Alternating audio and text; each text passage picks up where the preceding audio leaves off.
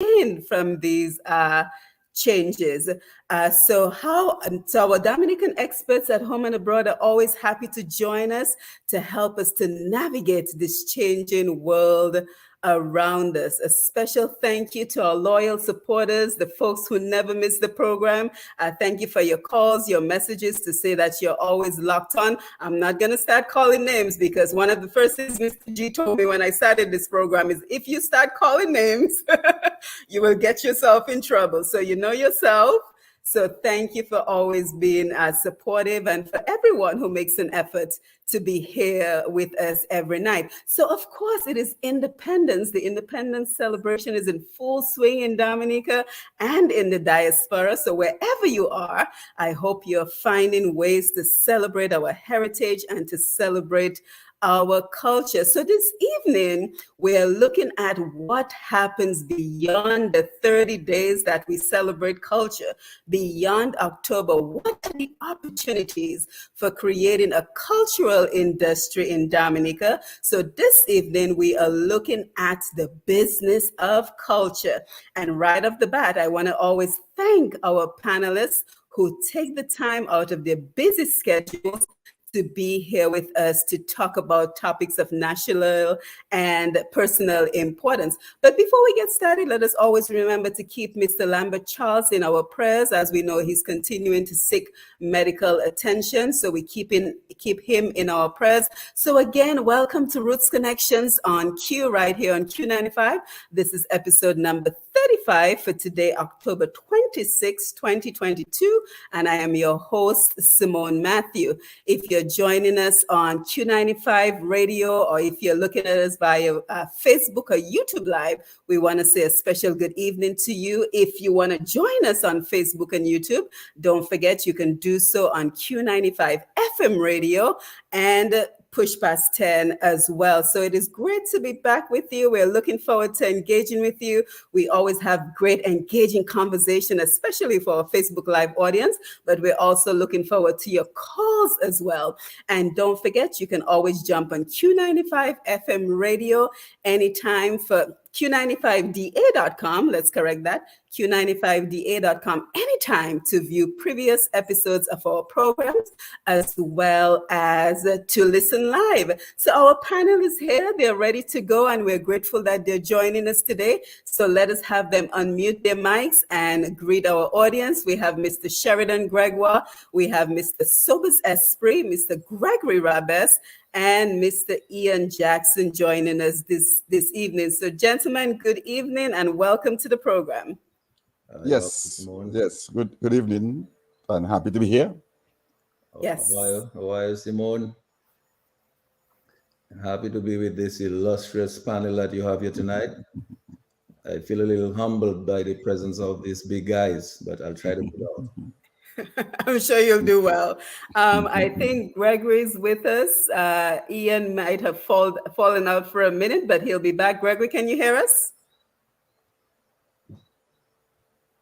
Okay, yes. So let's see. Greg, can you hear us? Ian, can you hear us? Okay, so in the meantime, while we're waiting for them to connect, let us just have our panel just tell us a little bit about their expertise in the area of culture. So, Mr. G, we'll start with you. Oh, well, I'm not sure you can call me an expert in culture. What I can say is this, that I've been involved in the business of culture for a very long time. Way back, in fact, when it wasn't seen as a business of culture. I mean, I remember associating people like Wadi Kole and the Rolls brothers. They call them the scientific Rolls. They had their Wi-Fi.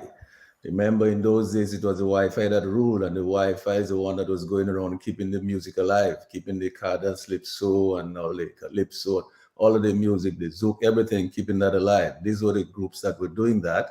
So they had all these big jams. And I had this place called the Salmon Tree restaurant. And upstairs of that Salmon Tree restaurant, Sobers was too young. He wouldn't have known about that. That is where we had these big jams and so on. Wadi Kole used to play there. And I remember a couple of carnivals, you had people like Jam Band and so on right up there. Always a full carnival route used to pass right down Old Street at the time. So, I mean, it goes back way back. And I did in that building, I did what we call a dance party DA. I remember Dennis Joseph was involved in that, and also Franklin Moses was the master of ceremonies. We had a whole set of people doing a lot of fancy dances, dance party D. And later on, I did at the Zone. We did the Creole dance party there. All of that is caught on film. I did it. Linton Joseph was the cameraman at the time. He used to be mapping. So I've been doing that for a long time. And then, of course, we evolved and came along and joined people like Sobers and these guys. We did this World Creole Music Festival, which is still going today. So we'll talk about those things later on. But that is basically how I came into this. And in fact, that's how I got to know Wadix.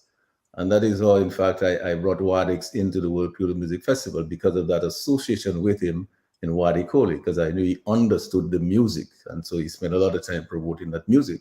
Just around that time, he had gone on DBS and was doing a Creole show, doing music as well. So that's the kind of background. So I'm really not on the academic side. I imagine Sobazil and Greg will give you all the intellectual aspect of it and so on the culture, but I will focus tonight on the business of culture.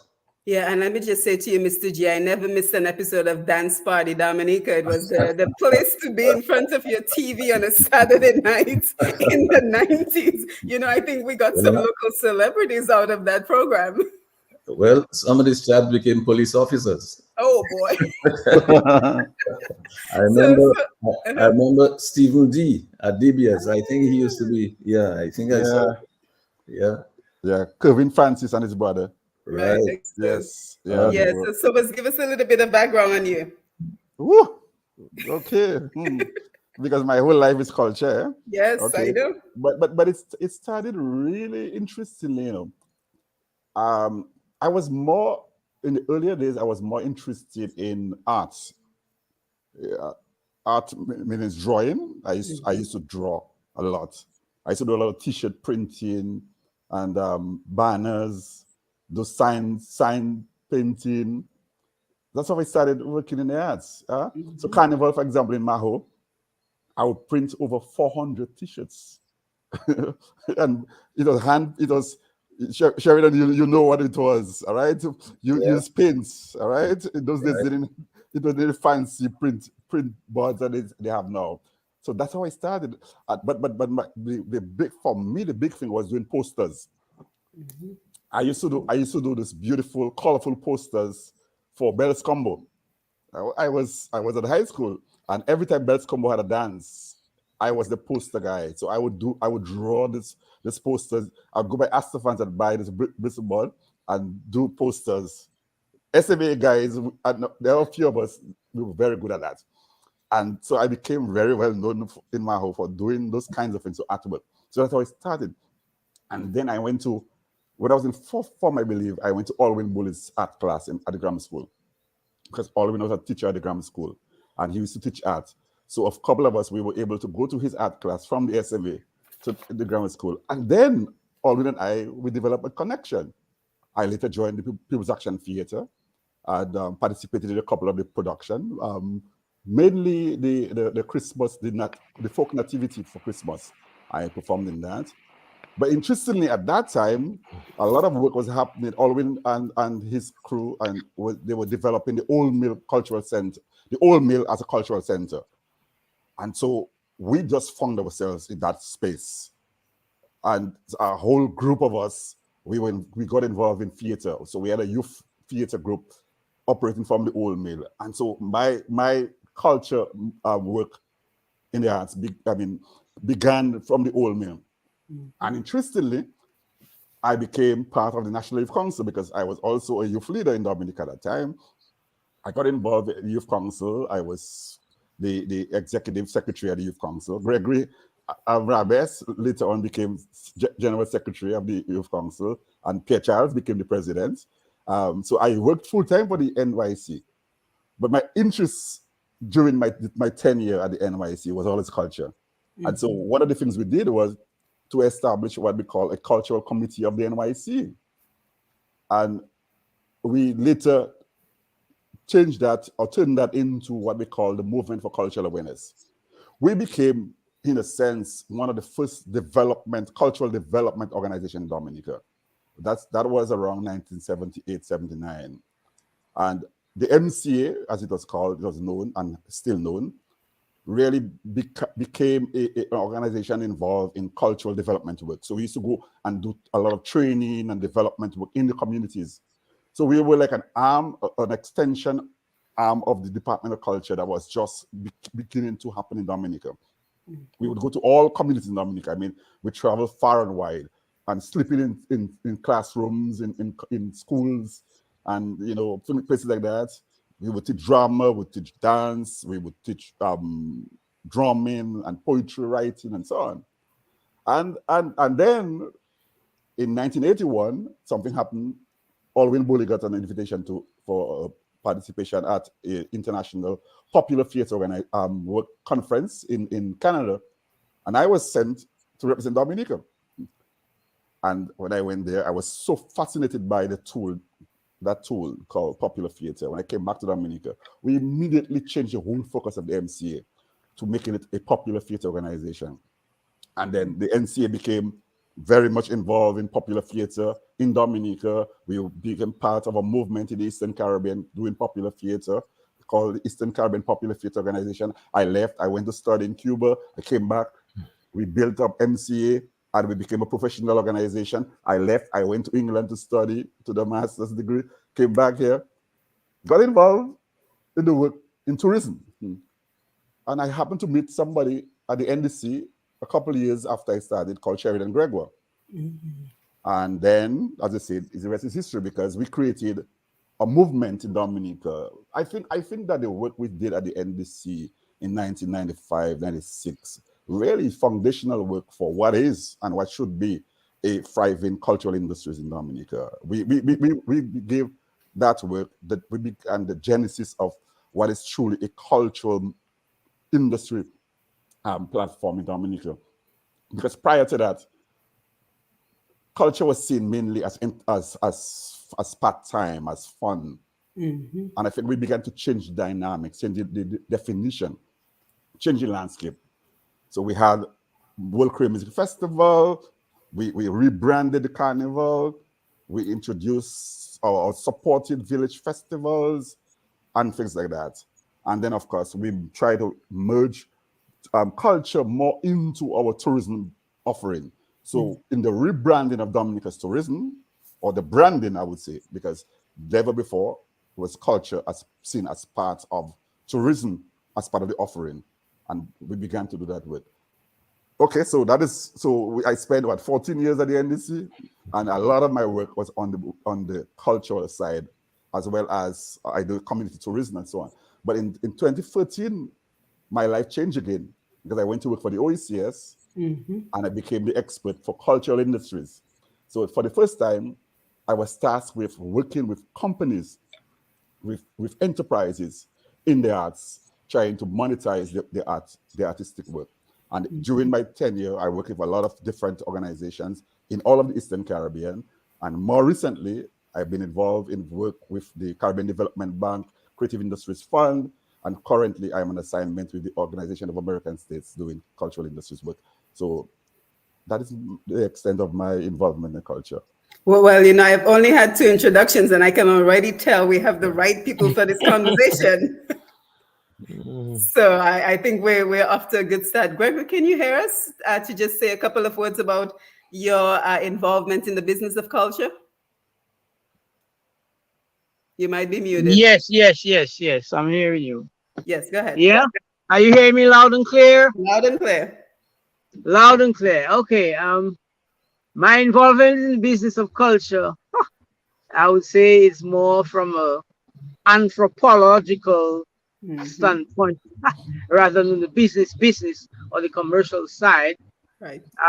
But let us say I've been very much involved directly in the cultural industry sector as a performing artist, as a researcher, as a creolist.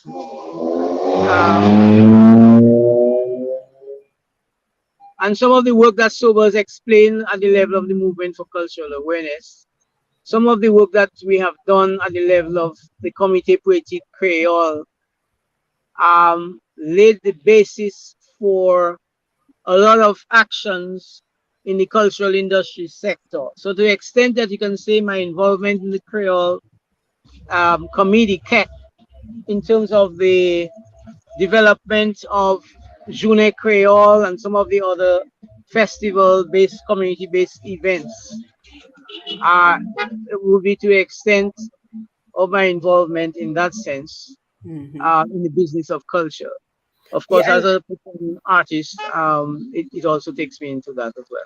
yeah, and Gregory, while I have you on the mic, just tell us a little bit about what is culture, because I think oftentimes we get it confused with traditions and heritage. So just give us a baseline. When we speak about culture, what are we referring to? Well, sometimes when you speak about culture, people tend to think about song and dance, but this is a narrow view of culture. The arts, those traditions of song, dance, music, and so on, the fine arts. This would be the narrow definition of culture, but the wider definition of culture takes you into the anthropological area, meaning the entire way of life of a people. So it's a whole combination of ideas, of belief systems, of both tangible and intangible aspects of the cultural heritage. All that would come together as um, as culture. Okay, so you have the narrow view, but the widest view is the entire way of life of a people. So that is Okay. what that's like long and short, eh? Yes, excellent. Thank you for that. Ian, can you hear us? So you can give us a brief introduction? Yeah, good night, everyone. Yes, Greg, Um, mute your mic, please. yeah, yeah. Well, basically, my journey started a very, very long time. Like Subers, I mean, Subers a few years older than me, of course, but my journey started a very long time. For me, I would have to say that my dad, who was the Ulrich Jackson, the first free pitch Calypso King in Dominica, Vinci came in Dominica when he was 18 years, and he had me, and I learned afterwards that almost every member of my family was involved in the arts in St. Vincent. So I have a big family background in St. Vincent, the Rouse and the Jacksons in St. Vincent. And I think from hearing the music played at home at the time, in the 60s with guys like Breaker when Gaylords was in the heyday. And my father befriended Bingo, who used to sing with the Gaylords. So I used to come around the band house and hear them doing stuff and so on. And I think it just took off from there for me. And so my involvement from 9 years, I have really been a practitioner more than I document, because I must say that I have been documenting the arts for like 35 years. In fact, this year, incidentally, after a few years, people have made um, suggestions to the ministry. This year, they're concerned to give me a meritorious award for writing 35 years non-stop on the arts in Dominica. Wow, So I've been documenting the congratulations. arts on the papers, yes. And basically, I've been a practitioner because from that time, singing in Kiddies Corner at the parish hall, I used to have a show called Kiddies Corner. I was one of the first participants in that show at 9 years old, and won the competition. But as I continued in life, I realized, well, no, the vocal aspect wasn't really for me. I was more a musician and a songwriter, and I focused in that area. And later on, a band called RSB was formed. I was going to the grammar school, and then Olin Bully at one time, Super spoke about Olin Bully, served as the the headmaster, the principal of the school at the time. I was very impressed because he was very much involved in culture and arts. And the Dominica Writers Guild came into formation 1981 as one of the founder members. As a younger person there, I remember Subas used to be around at the time also. And, a number of persons was involved in it. Dr. K, Folido, and so on, who were my seniors. And I learned a lot from what was happening at the Guild. I had a propensity to write because I found that out at school. Miss Josephine Joseph, who was my English and literature teacher, she always told me how I could write very well, and as such, yes, as such, I found myself being editor of the Clarion with the grammar school newspaper for 2 years, and that's in the 70s, 76, 77, somewhere around there. I became the editor. And when I left school in 79, Hurricane David, unfortunately, results were delayed for a long time because, of course, of the hurricane. I graduated that year, and I started taking my arts more seriously, and I befriended a gentleman called Geno Jacob, who was at the time winning short story competition. I think Geno Jacob won it some 11 times on the stretch, and I won the poetry 8 times. We dominated for some 10 years short story independence competition, myself and Geno Jacob, and I applied for a fellowship to go to Miami, state of Florida, to do a course in creative writing. I was lucky to meet persons like Mervyn Morris, who I studied at school, who tutored me, who's still a lecturer at the University of the West Indies, Jamaican, and the late Derek Walcott also gave me some tutoring at that university, and so it strengthened my whole focus on the arts and writing. And since then, I've produced 2 books, and um, I've now finished my third one. A few weeks ago, I launched my third book on the arts in Dominica, and basically, I took it even further. I went to do a master's. In fact, I did a master's in for focus in marketing, but obviously, I focus on culture and the arts, and my thesis was ecotourism and music entertainment, and examine Dominica's Creole music and branding, and to augment the visitor experience. I submitted to the NDC. I don't know what really happened with it, or nobody really gave me any feedback on it. I gave it to Mr. Colin Piper and the boys there, and the gentleman there. You made it DDA. You made it DDA. Sorry, not NDC. not Yeah, the DDA. NDC. Sorry about that. Yeah, the NDC was before. Yes, your guys were before. Sorry, Sobers. Yes, your guys were before. Yeah, the DDA, who succeeded basically. Yes, the NDC. Yes. So basically, yeah. So and from that was the focus of it, and I sort of examined what was happening in Jamaica with their own experiences, how they use culture and Bob Marley and so forth to market their country, which I found that was something lacking here. And but I still continue doing my stuff, and as most people would know, most people know me for as a calypso writer and a writer in general. I've won some 40 something. My songs have won some 40 something competitions, from 1977 to this present time. I think I understand apart maybe Pat Aaron as is known as a top calypso writer in Dominica, and I respect him as the top calypso writer. But in terms of the other areas, Christmas song and courtesy song contest and whatever it's called, I think I've dominated in that area for a number of years. And so I call myself a practitioner, although I've been involved with Steve Harrison, I've been in theater also. Newly mentioned theater in its initial stages with guys like Val Coffey and Copel and Jerry Copel. And so I acted a number of productions with New Dimension Theater. I've been involved in Steel Pan with my group Phase 5, founder member of RSB and band leader, and former president of the Calypso Association. And I'm a teacher by profession. I have taught all my life. And one of the things I like about what I do is because I find myself in the classroom. I think it's my calling to really pass down a lot of stuff. So I teach literature at school too, also apart from business, and I use that tool of acting and skills. So when we have to do a Shakespeare play at school, we're not just reading that and understanding it. We actually act it out to the students and so on. And I found myself the only teacher doing that. So this year, for the first time, Dominica took part in sat the Cape A level for the first time. So I've been one of the guinea pigs. 7 of us as teachers in Dominica sat the Cape, and we all passed, successfully in drama and music. And so this we think is a launching pad, although I'm not in the service for long again, maybe 1 year again. But I want to use that skill basically to further strengthen my resolve and to try and get students to even SMA, because we don't have that as part of our curriculum. Guys are just coming to school and leaving, but the cultural background. So I try to bring in guys, like for instance, before Jeff Joseph died, I brought him in to speak to my students to understand what it is. I brought guys from WCK. I had Rasmo there, at the school and so on. I bring people who I think that can really relate and tell the children something about culture and the arts and so on, to instill it in them. I mean, you'll be surprised. Even right now today, you go and ask my students, and I just told them the other day, and only 2 students in the class, which supposed to be a scholarship class at SAB, knew of the name Olin Bully. It's a sad thing in Dominica. It's a sad thing in Dominica. They don't know who's Olin Bully. And that was just recently last week. I was asking them, do you know this gentleman? I asked them to do some research on the gentleman.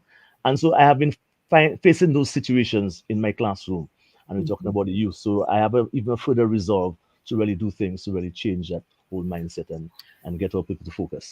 And thank you for that, Ian. So I think we can tell that we have quite an impressive panelist with us this evening as we look at the business of culture. And as we are saying our good evening greetings, of course, I want to say good evening to DJ Shan on the console, who will take our calls in a little while, and Mr. Sherwin Norris for keeping us connected. So when we talk about culture, the business of culture, and I want to thank Sobus for sending me this particular document on the policy of culture in Dominica. So what are we looking at? We're looking at visual art, We're looking at dance, we're looking at drama, we're looking at music, festivals, carnival, Creole languages, creative expressions of indigenous people.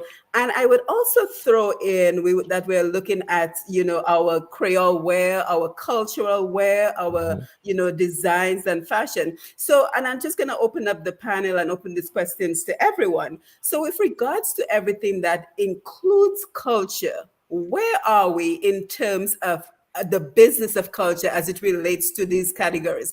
Visual arts, dance, drama, music, festivals, carnival, Creole languages, creative expressions of indigenous people. Where are we? Maybe I can say something quickly on that before Sobers comes in. I know Sobers, will go extensively on this. But the point is that I don't think we're as far as we should be. And the reason is because we have not really focused enough on the business of culture. We looked at culture, but we have not focused enough on the business of culture. And here's why I say that. And when we come to discuss culture, I will want to look at the cultural industries in the same way as we look at any other industry like manufacturing or like tourism or agribusiness. If you really want to create an industry, you have to put all those trappings in there to make it thrive. Well, when we look at culture, I think of groups that have been so impressive, that have worked so hard, like Charlie Bell. They've been around for 40 years, like the Whitey Kubuli Dance Theater Company. They've been around for 50 years, maybe 51 years. You have Swinging Stars, maybe 40 years. You have all of these groups like the New Dimension Theater, the People's Action Theater.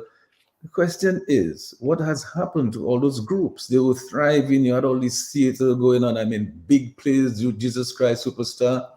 People like Alwyn Bowley must have spent a fortune on those things. And where are they now? I'm not even sure that Trady Bell, for example, there's a place you can say, well, here's where we have a place that we can go and practice our art, our skills, right? I'm not even sure they have a space. I don't know whether the people, the Whitey Kubuli Dance Theater Company has a real space. The Arawak Theater, for example, is the space that was available, but I'm not sure how much it has been available over the last few years. So where do these groups perform, and what kind of capacity do they have in terms of an audience?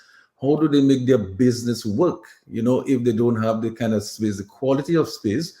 Obviously, the People's Action Theater and so on, they use the Sobers. I think they use the Arawak, Sylvia, and so on. And so they had, but it's only 300 seats there.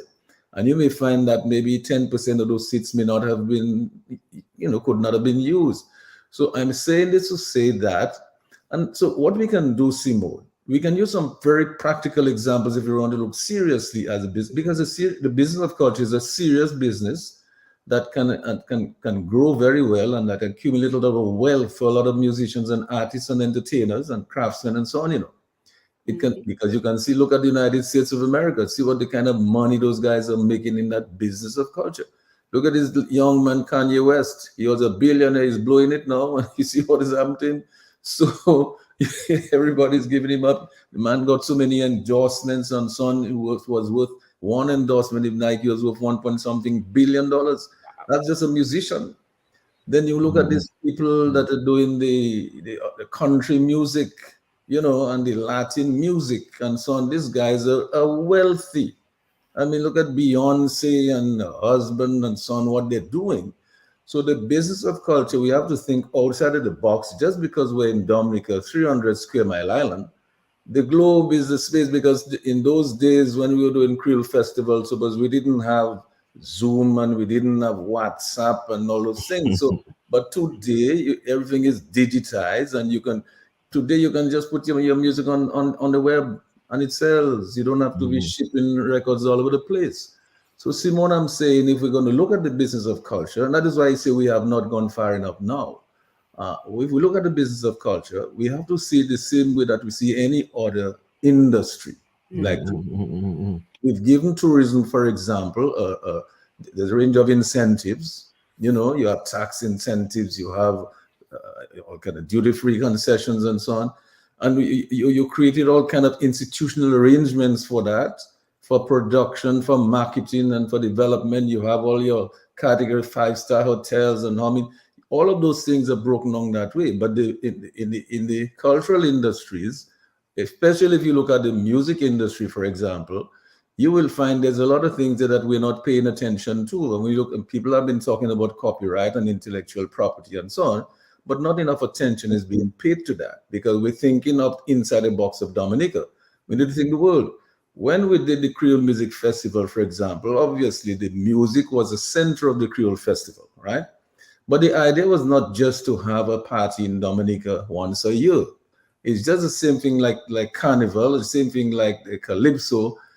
Calypso really is a product that should be out there all year round and making money for these musicians. So it's a matter of looking at it as a business, developing it, giving it all the trappings for production, the writing, the producing, the music, the studios for recording and mixing and mastering, and then branding and distributing and getting all the endorsements and so on. All of that is the business of culture. But I don't think we have looked at it in a serious, as in the same way that we have looked at, say, tourism or agricultural manufacturing. I'll stop here for now because there's so much more we can say, and we can use the World Creole Music Festival as an opportunity that we can develop a real business around that, which we have not done yet. There's so much potential. And Mr. G, that's a very good point, because we're going to come back to the World Creole Music Festival as an example of how do we move this cultural industry, the business of culture, forward. But Sobas, I wanted to come to you for your perspective as well, and then Greg's and Ian, feel free to jump in as well. You're muted. Okay, yeah. Okay, so yeah, so I think the central problem or challenge for us is a question of definition, of understanding the very nature of this thing that we call culture and how we can utilize it. So here's the thing. People have seen culture in this part of the world as merely from its intrinsic form. That is the natural form, the essential part of it. We haven't seen culture as industry. We haven't seen culture as business.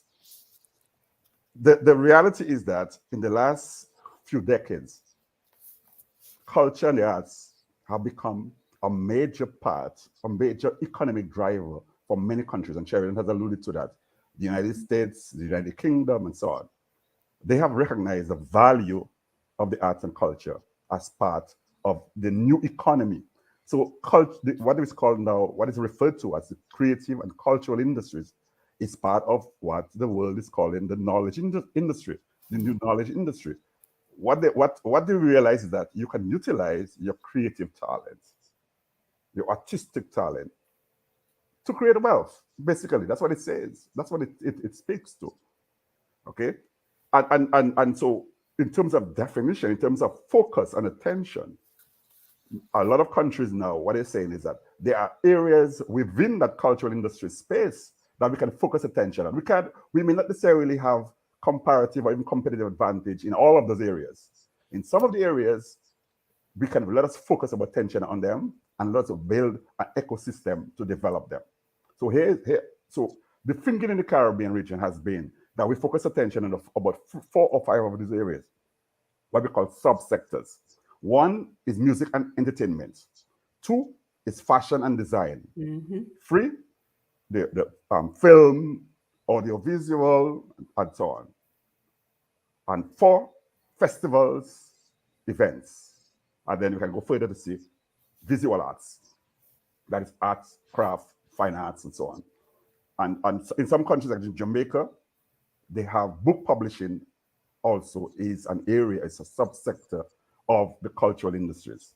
And so the idea is, and in some instances, some people will also bring in the performing arts, that is drama and dance. But for us, we do not have much comparative advantage in the performing arts as we have, say, for example, in music or in fashion. We believe that we have a greater chance to compete globally in those areas than, say, in book publishing or in performing arts. So, but here is the thing. Like any industry, and Sheridan has alluded to that, any industry requires a whole ecosystem, a whole structure, and infrastructure. So if you want to develop the creative arts as an industry, you have to pay attention to a few things. 1, you have to have a group of artists. You have to develop artistic talent. That's the first thing. because it's the artists that create the culture, the arts. So the first focus has to be on ensuring that you develop your artistic creation in all those areas I'm talking about. So you have to have musicians, you have to have fashion designers and script writers and writers of things. So that's the first thing. You have to have other supporting personnel. So you have to have promoters, you need to have planners, you need to have entertainment lawyers and accounting, you need to have publicists, you need to have stylists. So you realize where we're going? A whole range of professions and professionals to build that industry, to build an ecosystem to support that industry called cultural industries. Without that, you have no industry. So it's similar if we want to use the banana industry analogy. You cannot, with just having farmers alone, you couldn't build a thriving banana industry that can compete globally. You need to have extension people, you need to have soil scientists, and the likes to build it. So it's same way. So coming to the central question, what have we done? Where are we?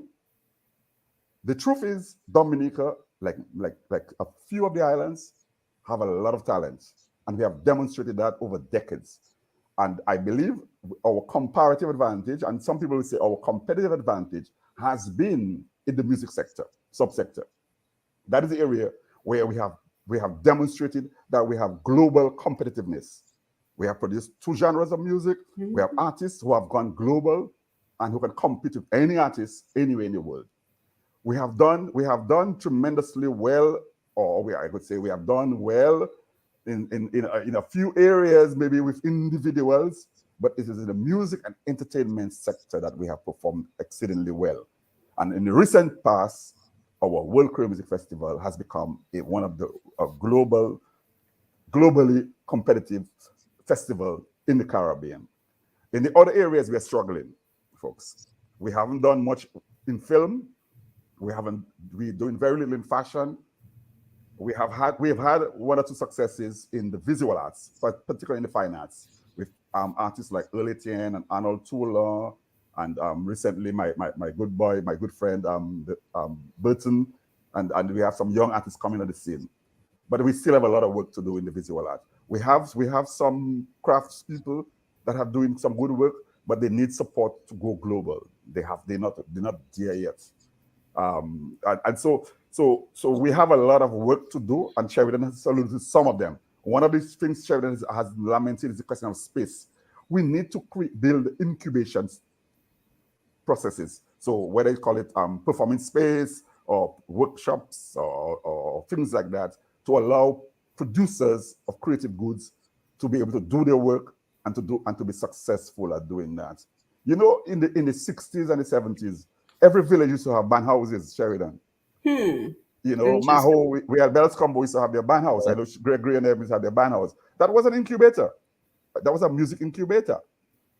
That is where all the great music came out from. Today, I don't even know of anyone, if you have any band house.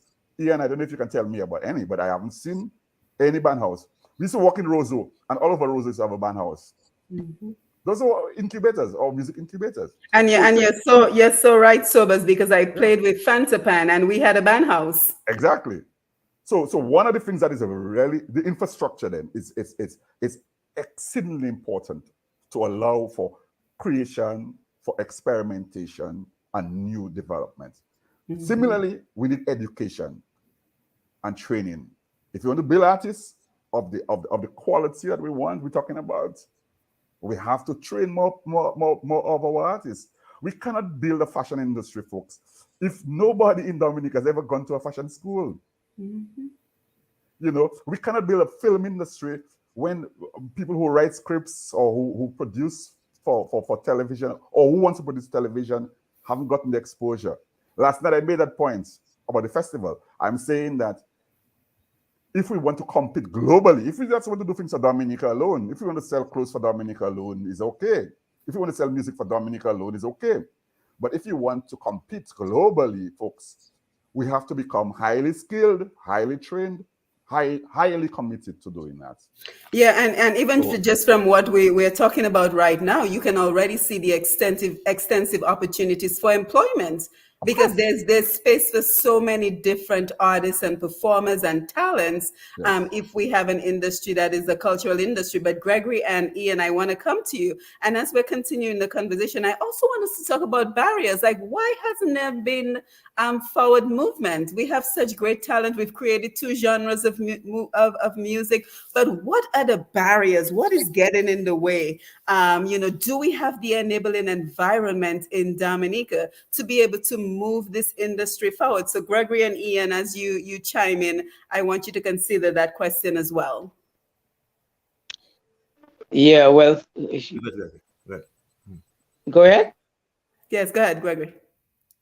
Okay. Well, I think it's a combination of number of factors. I think first and foremost, maybe, is the awareness of the economic potential of the culture, of the different aspects of the culture.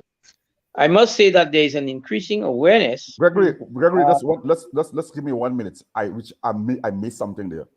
The creative industries globally, the value, the worth, is a $1 trillion industry, folks.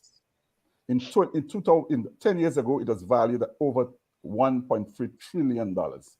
And the Caribbean's contribution in that is probably a few $100 million, mostly from Jamaica and Trinidad and the bigger countries. So I just wanted to throw in those numbers there. Yes, thank you. Great. Right. So that's part. Now, those statistics and the reflection of the reality of the cultural industries around the Caribbean, around the world, would be very instructive to raise that awareness. Now, that awareness cuts across at all levels, from the policy makers and at the level of the grassroots. Now, so that would be one critical area. And here you're talking now about advocacy. So you find the various cultural organizations would first of all need to become more aware of the environment around them, the cultural environment around them, Dominica and the region and global, and begin to lobby or advocate for these various sectors. Increase that awareness using different methods, the media and so on, and also increasing the awareness at the policy level, the political level, the policy and decision-making level. Because even at the political or higher policy decision-making levels, there is not sufficient awareness of the business of culture or the potential. In other words, sometimes you have to bring them kicking and screaming, literally, if you're trying to make the case, that kind of thing. If I have to use some of the grassroots examples, in the Kalinago territory, for example, where when we look at culture writ large, remember at the beginning of the program, I explained that culture is not just song and dance. Culture, in the widest sense of the term, would cover the craft, the arts, the artisans, that kind of stuff. So, the sort of industries that are based on traditional knowledge. And if, for example, you visit the Tea Village Creole or Creole in the Streets, you will see, for example, a whole range of products related to health and wellness and medicine and body care and hair care and skin care based on traditional knowledge, right?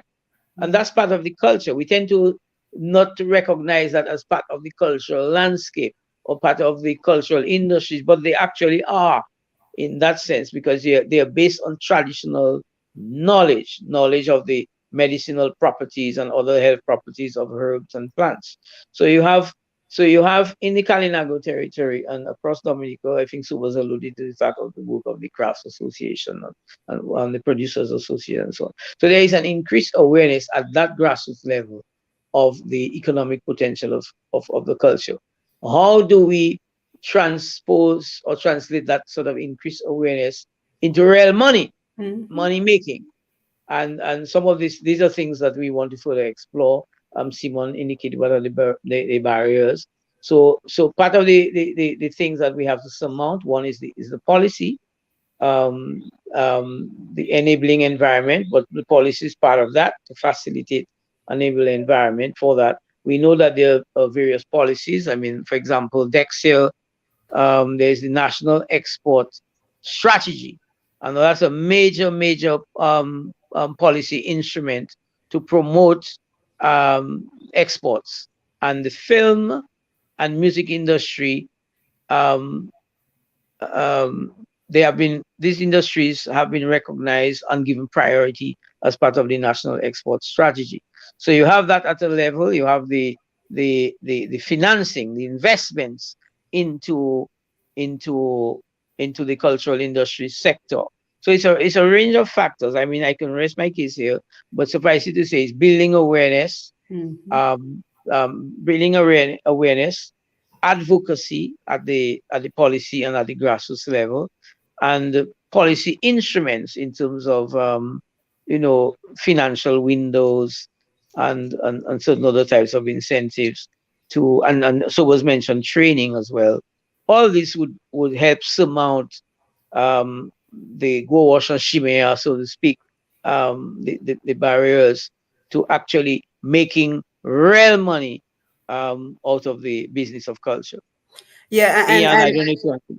yes, I'm going to Yeah. come to you, Ian, for just a minute. But Greg's, you're so right, especially as you talk about hair care products and skin care products, because even up here in the US, the way that newer companies, younger companies are gaining headway is by connecting their information to a community, to a story, to a movement. That is the trend right now with regards to companies being able to gain greater market share, right? So the fact that we have our products, which are created from our traditions, our culture, our heritage, that in itself is a selling tool that can take these products beyond Dominica. So I'm very happy that you raised that point. So Ian, I want to come to you for your thoughts, and then Mr. G, we're going to swing back over to you as we start talking about the World Creole Festival, because you'll notice that I said beyond the 3 nights of pulsating rhythm, because there was so much more potential from the conceptualization of the World Creole Music Festival. So I want all of us to get into that conversation of what it was supposed to be, what it is, and what it can potentially be. So Ian, let me come to you for your thoughts. Yes. Basically, all the participants so far basically have hit, some very interesting points about the cultural element. And yes, I agree, Subas, in the 70s, that culture was such a big thing in Dominica. There were so many band houses. Really, Subas, you really can check on the fingers how many band houses we have in Dominica, basically. Guys practice anywhere, they do anything anywhere, basically. And right now, today's um, musical element, we're talking about the sort of talents that exist now. Um, we don't have those talents today because of our lack of music schools and guys taking it very serious in terms of being professional in the execution of their music, because the music has changed so much that everybody's into the drum machines and so forth, and there are musicians right now who play music in Dominica and they're better programmers than musicians. They can program very well and make it sound very good, and they are not very adept with their instrument, but that's another matter. What I'd like to say is that generally I've not been taking the arts very seriously. We may put monies at the aid bank, which I have already tried to access some time ago with my group Phase 5, and it was very stringent. So there's a lack of understanding of what is involved. When a band is playing 3, 4, 5 times a year, maybe during the tourist season, you rotate them, and they are playing 5, 6 times in a year, and you have to give them a loan and expect them to pay how much, and no one then someone might call them to do something, and you have to keep that commitment going. Then obviously the administrators don't understand the whole music industry. In Jamaica, for instance, we have a situation whereby there's congruence between sports and music, and I've always been calling out for that. I don't know if you guys realize that Dominica sports is the lowest ever. Dominica comes last in everything, marble hole, everything. We just come out last. Basically, you can see it right now. I mean, we watch the CPL. We had not one person in Dominica represented the CPL this year, and happened also last year. Okay, and so I observe in this country over the years that anytime sports is down, music is down. Sports and culture go hand in hand. It raises the pride, and people feel that they have a sense of worth when you pay attention to it. in our sports and culture. Just when Ralph Casimir died, I did an article on Ralph Casimir. And we know for many years, Ralph Casimir home was the band house for the national band of Dominica, which is the music lovers. So that alone is a demonstration. If the music lovers, which is government band, the state band, does not have a home, that tells you the state of music and culture and arts in Dominica. Basically, we have Benji as our ambassador. Michael, I think, is also ambassador also. Have we invested in those individuals in terms of, for instance, what happened some years ago? I knew that for sure because at that time I used to play music and I used to go to Antigua and Burning Flames, the government of Antigua invested into Burning Flames. They gave a whole set of instruments, some of the equipment. Have we invested in the Triple K? Have we invested in whatever band, Signal Band? Have we invested in Shelley? Have we invested in somebody to show that there's an interest? I observe that people normally gravitate towards an artist or take the culture very seriously when somebody has set the way, has set a foundation. Since the demise of it's not demise, but since we have not been having Ophelia in the forefront again, and so on, and as an international act, and Gordon Anderson's basically, he's Dominican, but many of the young people cannot relate to Gordon Anderson because basically he has lived all his life overseas producing, and so on. So since that era of the 70s has passed, apart from Cornell and a couple of other guys, we cannot really call much persons who have set the way or paved the way in respect of our cultural heritage. At our schools where I teach, we do not teach music to any great level up to fifth form level.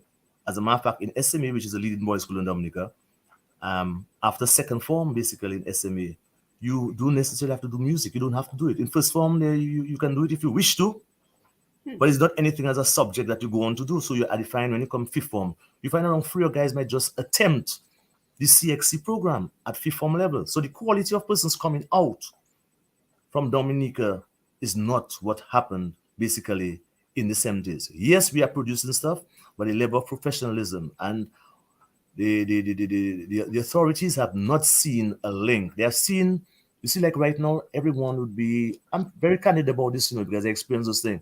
Everybody will be very interested about the Creole Festival now because we want our Dominicans band to be performing and so on. When it comes to election time, they'll find a way to get WCK to play. They'll find a way to get Triple K to play.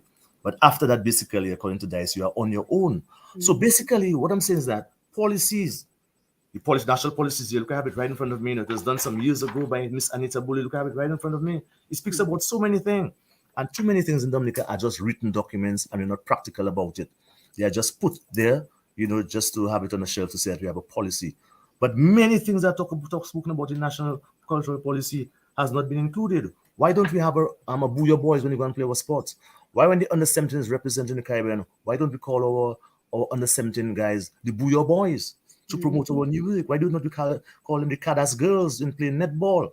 Jamaica says the Reggae Boys when they play in the football or they play in the sports, as a matter of congruence between the sports and the music and promotion. When we sell our products overseas, you know what I mean? All these things have to come and make the culture be something more wholesome. And that is areas that we are feeling. The young people are going to school and they are not seeing a livelihood out of culture. They cannot point to someone. And most people who are surviving in Dominica doing the arts, basically, they cannot do it on their own. They have to do something else. There are some countries in the Caribbean, for instance, even St. Lucia. There are guys I know personally in St. Lucia. That's all they do. They play at several hotels. They don't do anything else. In Dominica, anytime you say you're a guitarist or you're a musician or keyboard player or whatever, be as great as Julie Mate or whatever and things. So you have to subsidize that with something. So if I tell my students you would like to be a musician and so forth, yes, for the fun and so on, but they don't see it as a career path. And it's time that we settle down and put structures in place that our young people, not all of them will be, but a few of them, and set the gateway so that our young people can see well and aspire. They want to aspire to be a Michael Henderson. They want to aspire to be a Cornell Phillip and whatever, because they are seeing the strides they are making, not just musically, but also economically. So I'll come back a little later. Yes, thank you for that. Thank you for that, Ian. Mr. G, let me come over to you. World Creole Music Festival and any other comments you would like to make at this point? Yeah, just before I go into the Creole Music Festival, let me just again go back on what Sobers and Gregory and Ian have been saying. I mean, if you want the cultural industries to really do something business-wise, if you want to develop the business of culture, You have to treat it like a major sector, like you treat tourism or agriculture or manufacturing or agribusiness or whatever. You have to do that. And therefore, you have to create that enabling environment, whatever you want to call the policy documents. Some of those documents go into a lot of things, but I like to be pragmatic about those things. First of all, Simone, there is a tremendous amount of talent in Dominica, not only in music, but as Gregory was saying, in art and craft. Remember the People's Action Theatre years ago, the kind of talent that came out of there, New Dimension Theatre and so on. Earl Etienne and all those guys, a tremendous amount of talent. The question is, how do we support that talent? So we have a lot of these innate skills. Why don't we, if we're serious about the business of culture, creating cultural industries, why don't we start in the schools, just like they do in North America? I mean, Simone, you know the schools, many of them, the curriculum includes music and includes art, includes all those, and you get credits for them. So by the time some of those kids decide, okay, I don't want to go on an academic career path, I want to go into music or whatever it is, there's something they form a little band even before they leave high school. Right. There's a point. And so if we're serious about those things, we have to put that in the curriculum. We have to make it, just like we do have a lot of training operations for tour guides and front office operators and housekeeping.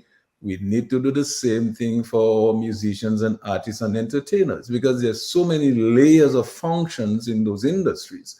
When you think about the Creole Festival, for example, you could not have a good stage performance without Steve Hyacinth doing the stage management. So you need people who are going to do that. You cannot really say you're going to have a lot of good musical band. You don't have a place for them to practice. I'm saying I don't know how Raymond Lawrence and these guys were able to do it for 50 years. They don't really have facilities to do their training, to that, they're practicing and so on. Charlie Bell, I mean, people like Adi, they did so much, but with what? How much further could they have gone? How much further could swinging stars have gone? Look, we have a Cornell Phillip now. This man is a fantastic musician. What are we doing to elevate him to international competition, put him out there? There's a young lady in Japan, a Dominican lady called, I don't know if we know her, Wendy Robin.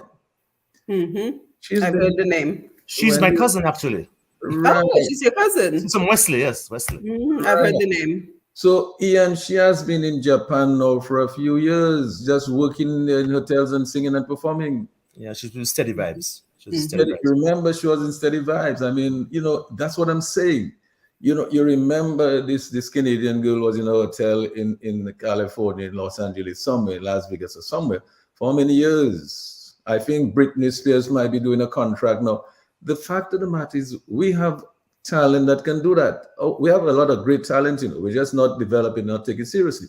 Somebody mentioned Dexia. I didn't even know Dexia had a mandate to deal with the export of music and that kind of stuff. But of course, Sheridan, Gregoire, they are the leading trade body in the Commonwealth of Dominica. That's what I'm saying. And in today's global trading environment, we're looking at the trade in goods and trade in services. But that's what I'm saying. Part of it is cultural trade in culture. When was the last? Well, I don't know. Maybe I'm just showing my. And that's a great idea in theory. But I have not heard of Dexia involved in. Well, they've done some things, but to the extent that it is supposed to be driven by them with the kind of emphasis and dynamism, I think the jury is out on that. Well, I'm saying that if we're serious about those things, sobers. In the same way that we took the Creole Music Festival and we structured it and we had a team. So Gordon Henderson was out there in the international market doing things with media and so on and so on. You have to do the same thing for all this if you're really serious about the business of things. So Sheridan Gregoire, I said. Hold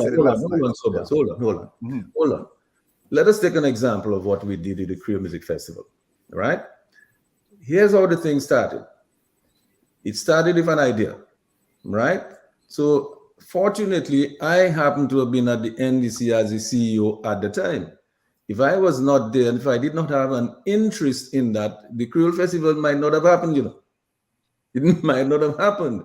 So you need, as you yourself say, you need somebody who's interested, who's competent, who really wants to do this thing. They're committed to doing it. You must. Otherwise, it's not going to happen.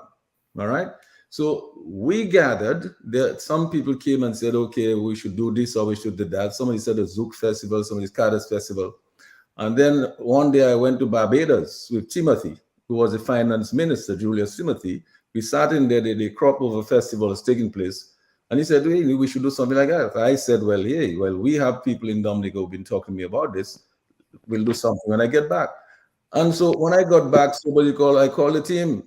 Sobers, Ronald, all the fellas, we called a team together and we started because we were interested. You see, fortunately, Sobers has an interest. If Sobers had no interest, he might not have showed that kind of commitment to it. So Simone, it is important, first of all, to have the interest and the commitment, and then you have to approach it like a business. So the team that we put together, every aspect of festivals and events was taken into account. So you had somebody who's dedicated to venue and dedicated to security and dedicated to vending, dedicated to tickets, dedicated to every component of the thing. Somebody else dedicated looking at the musicians and looking what rides they had, what conditions they had. Somebody had to be dedicated to transportation, whether it's air transport or sea, because they have to come in, they have to bring their equipment. All of that, the concierge services, meeting people, meeting and greeting and making sure the hospitality is there, every component of it.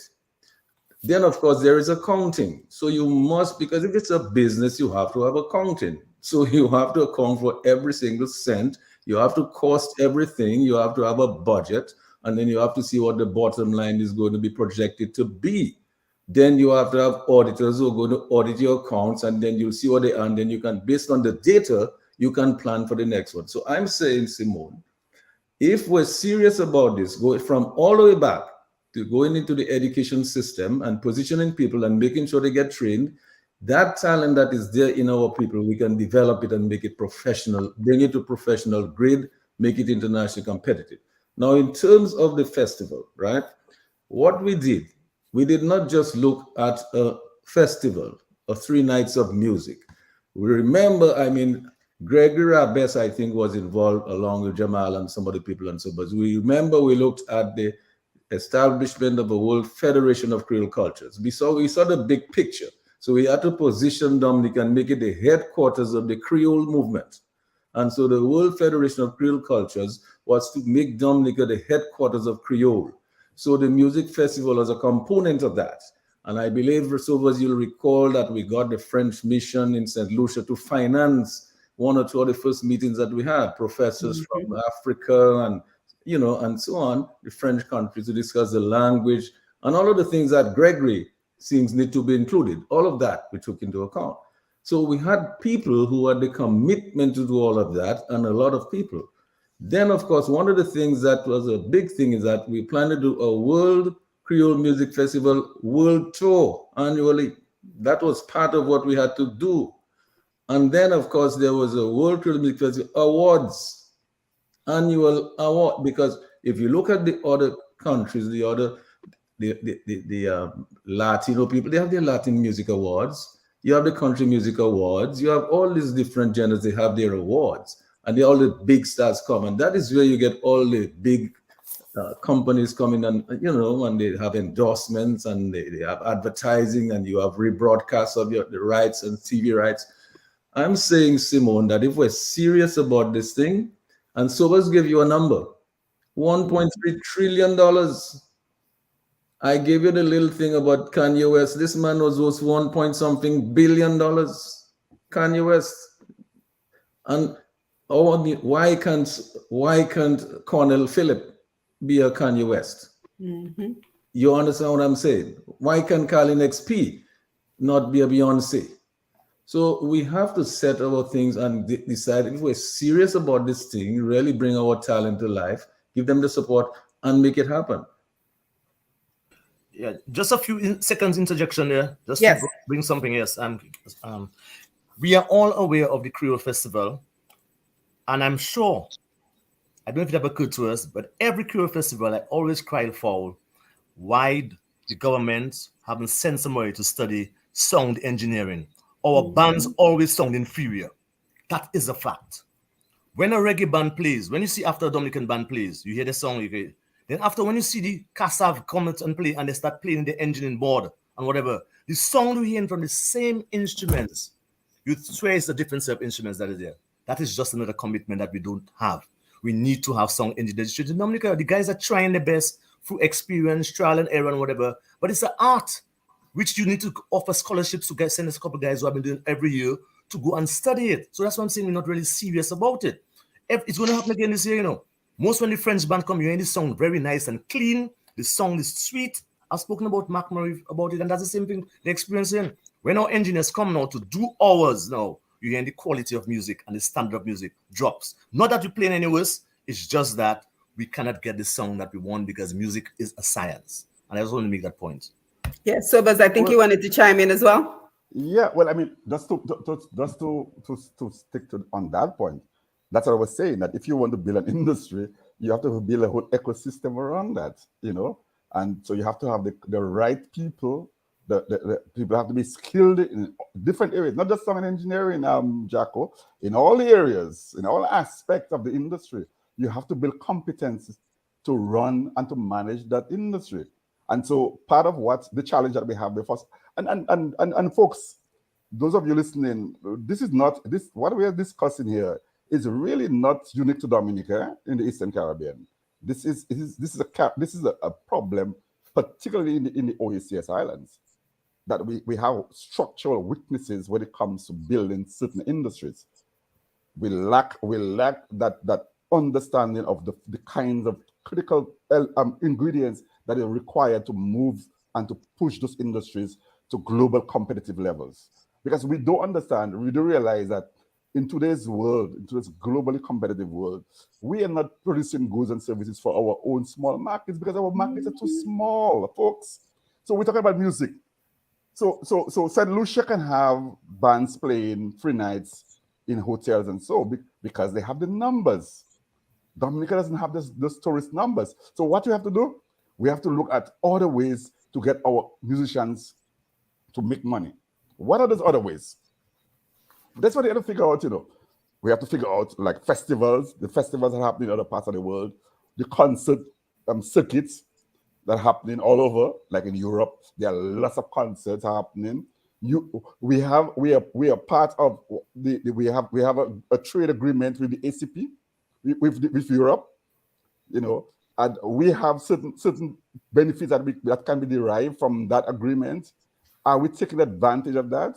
It allows us to get our artists and our art into Europe duty-free and without encumbrance. The question is, are we taking full advantage of the opportunities under that agreement? We have trade agreements, or we have agreement. We didn't finalize with Canada yet, but there are certain advantages and benefits that can be derived from our relationship with Canada, for example. Are we taking full advantage of those opportunities that exist in the Canadian market, whether it be for music, whether it be for fashion? We talk about beauty products and so on. So these are the kinds of things that we have to begin to do. So last night when I talked about building institutions, so the first thing we have to do is to build institutions that are long lasting. The NDC showed what if you have a good, strong organization can do. When you have people whose minds are set to doing it, and you have the quality of the quality leadership, because that is important. So one is the institution. You have to have strong institutions, but you also have to have competent, skilled technicians to do the work. Without that, it's not going to happen. So that is part of the challenge we have to go through. The other point I think we need to do now is we need now to look at each of those areas systematically to say what are the things that are required, because all of them requires different strategies, different approaches. We cannot approach music the same way we're approaching festivals. We can approach festivals the same way we're approaching film and fashion and so on. So we need to look at all of them. There are some synergies that can be derived from working together. Say, for example, fashion can work with film can work with music and so on. But if you want to develop each of its subsectors, there are some peculiar things that we need to pay attention to.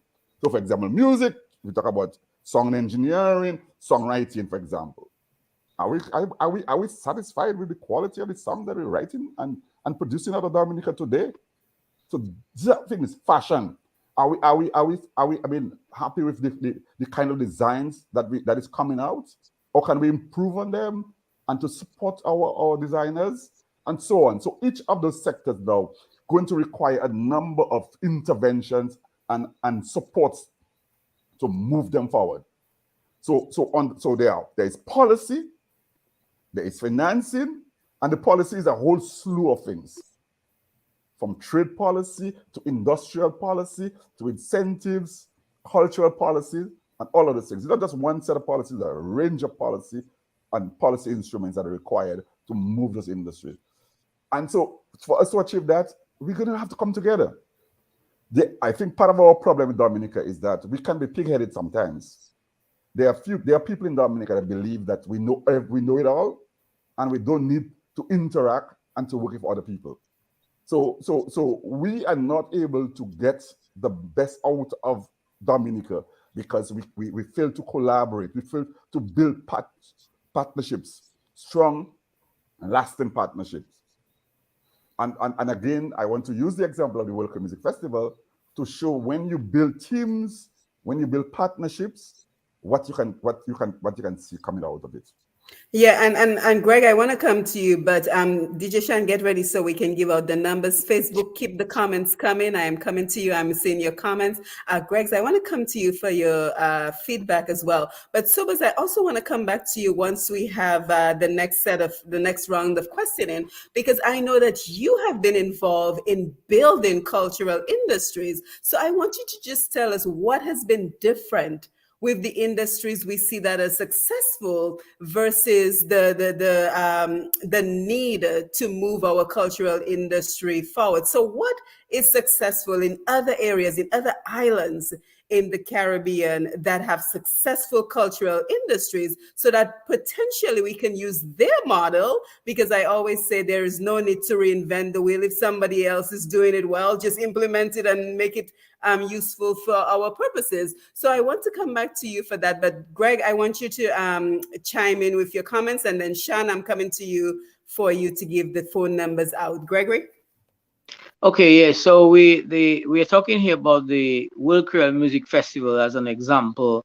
One of the, you might say, a success story, but also limited success story.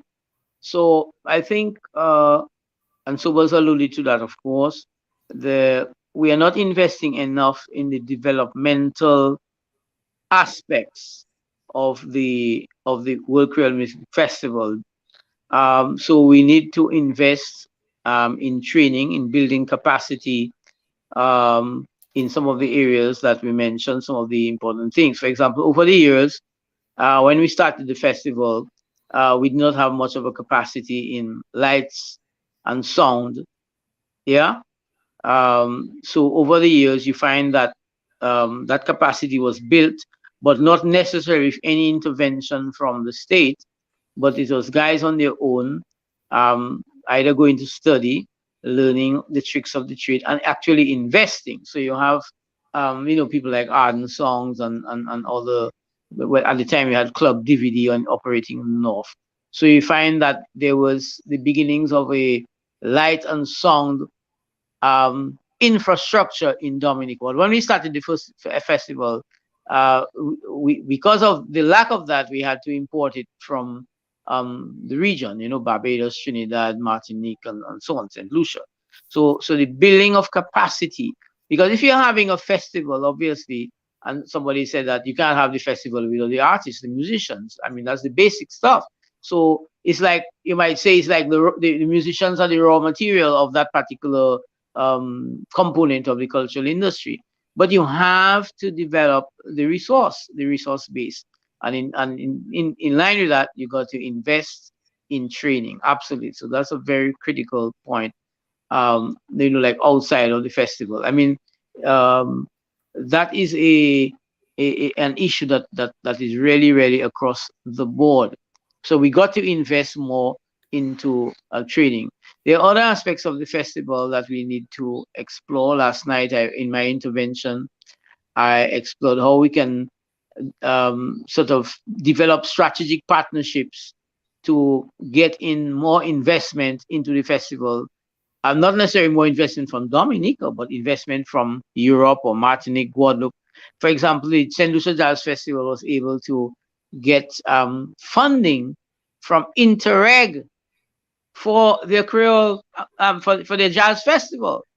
So the development of strategic partnerships with the French Doms, for example, would in a way help to resolve the investments into the festival, but to also help resolve the building of capacity in the areas, of light, song, pyrotechnics, and all of that kind of stuff.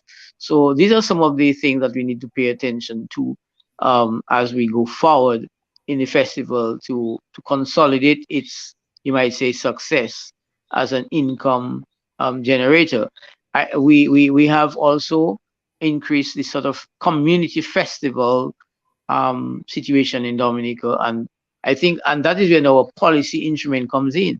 For example, there are many different fests around Dominica, and these festivals are supported by the government and other private sector individuals. But what these fests do, they also provide employment opportunities for artists and performers. So this is an example again. We have the wider thing, the World Creole Music Festival, but the festival itself, the festival as industry, is a very, very, very important element, and that is where we have what you call the comparative advantage in the Caribbean in our festival product. So in terms of the World Creole Music Festival and just the festivals generally, we got to just invest more in the development of the resource, the raw material, you might say, through training and scholarships and all of that. Yes, thank you. Yeah, thank you. So DJ Shan, let me come over to you, give out the phone numbers, please, and then we're going to come back and talk about, what can we learn from success stories around us, the region, the rest of the world, and how can we apply that to our needs in Dominica? DJ Shan? All right, thank you, Simone. The numbers are 449-3095, 449-3096, 449-3097, 616-4257. And if you're calling from the overseas line, 305-432-9624.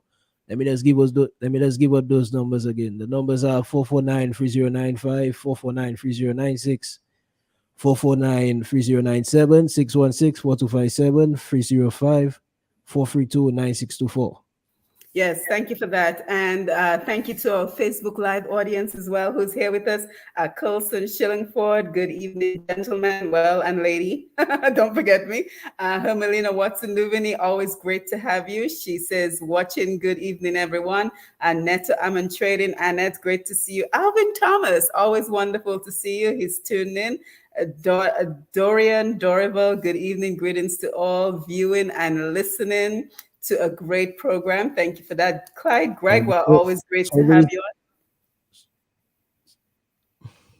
Shan, you have a call? Yes, we have a call on the line. Okay. Good night. Good evening, folks. Good evening. That's a very good discussion. That's a very, very good. Are you hearing me clearly? Yes. Yes. Okay. Yeah, go right ahead. I'm getting a feedback, maybe some radio or whatever it is. That's a very good program that we're having tonight to discuss the World Creole Festival.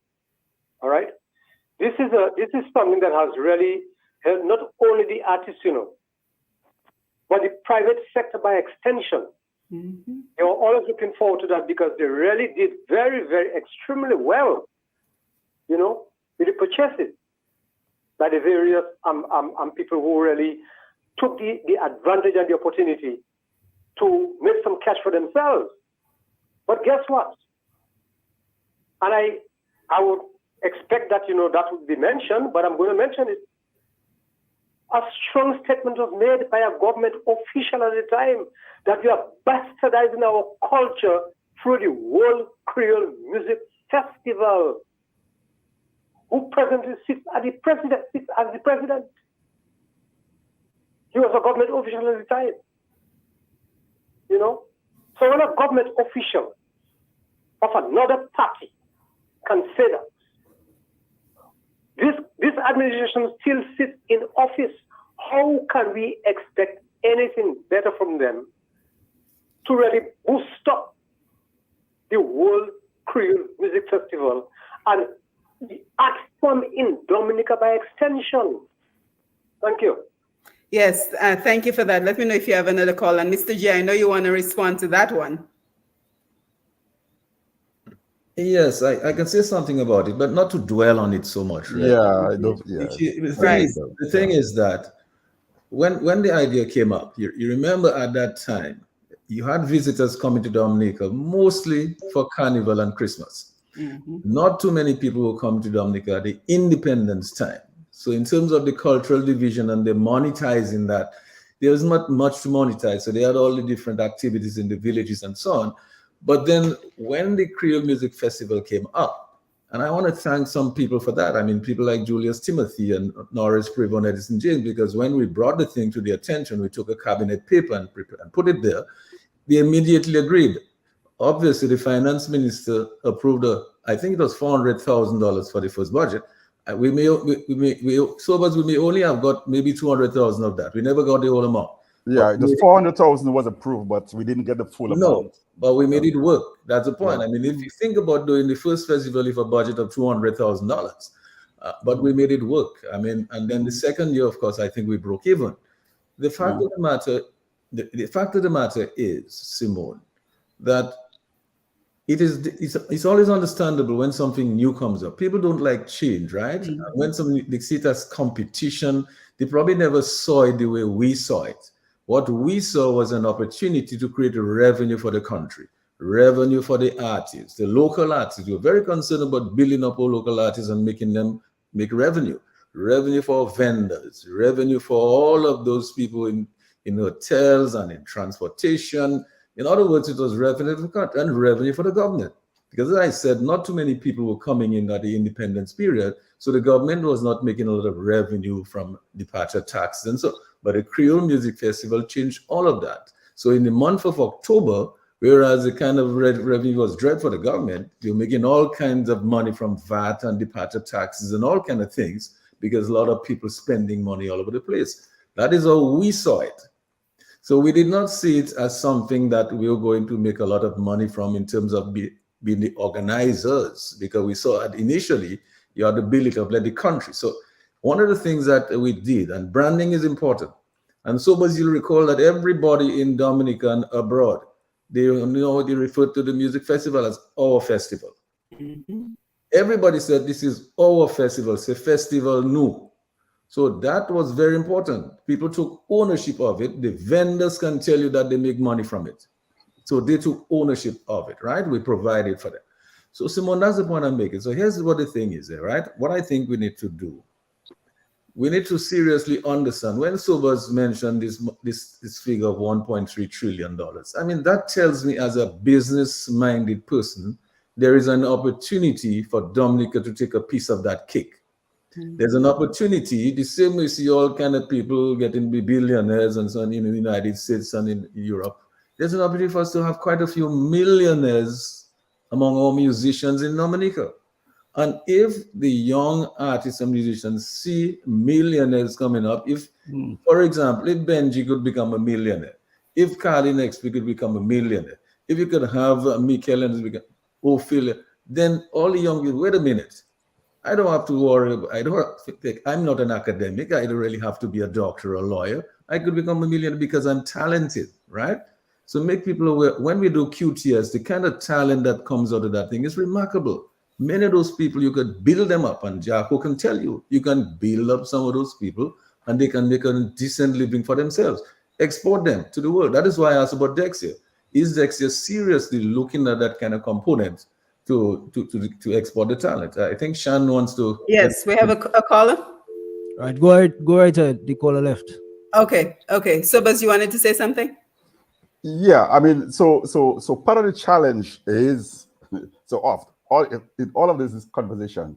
How do we monetize that talent? How do we monetize that? The monetization of culture, of creative goods and services is a challenge. All right. So part of it is understanding, therefore, that at different levels, what are the roles and responsibilities thereof?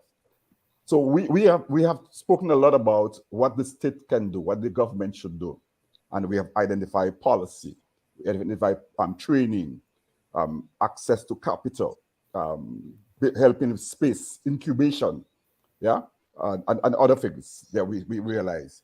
But I would also venture to say that at the micro level, that at the artist level, at the enterprise level, there are certain things that we have to consider as well. And Simone, comes to what maybe you were trying to ask me to answer. Mm-hmm. So the artist, the enterprise in the cultural industry, there are certain things that they have to understand. The first thing is, what is the business model? What kind of business model are we using if we're going into the arts? So we have to understand, first of all, what is the business of culture? What's the business of music or whatever it is? Sobers, hold your thought 1 minute, please. Do we have a call? I'm sorry, Sobers. Q95, good night.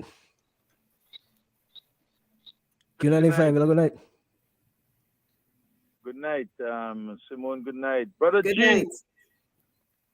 How you doing? How you doing? But calling tonight, brother. Good night. Thank you. So was that song like Jeffrey? Tonight, I said, "Oh my gosh, yes, that was my bloodstream, man." The Creole. Welcome, bro. G and the team that made it happen, man. It was a wonderful time we had, brother. Well, Jeffrey Brisbane was in from the ground floor, all the way up from the foundation.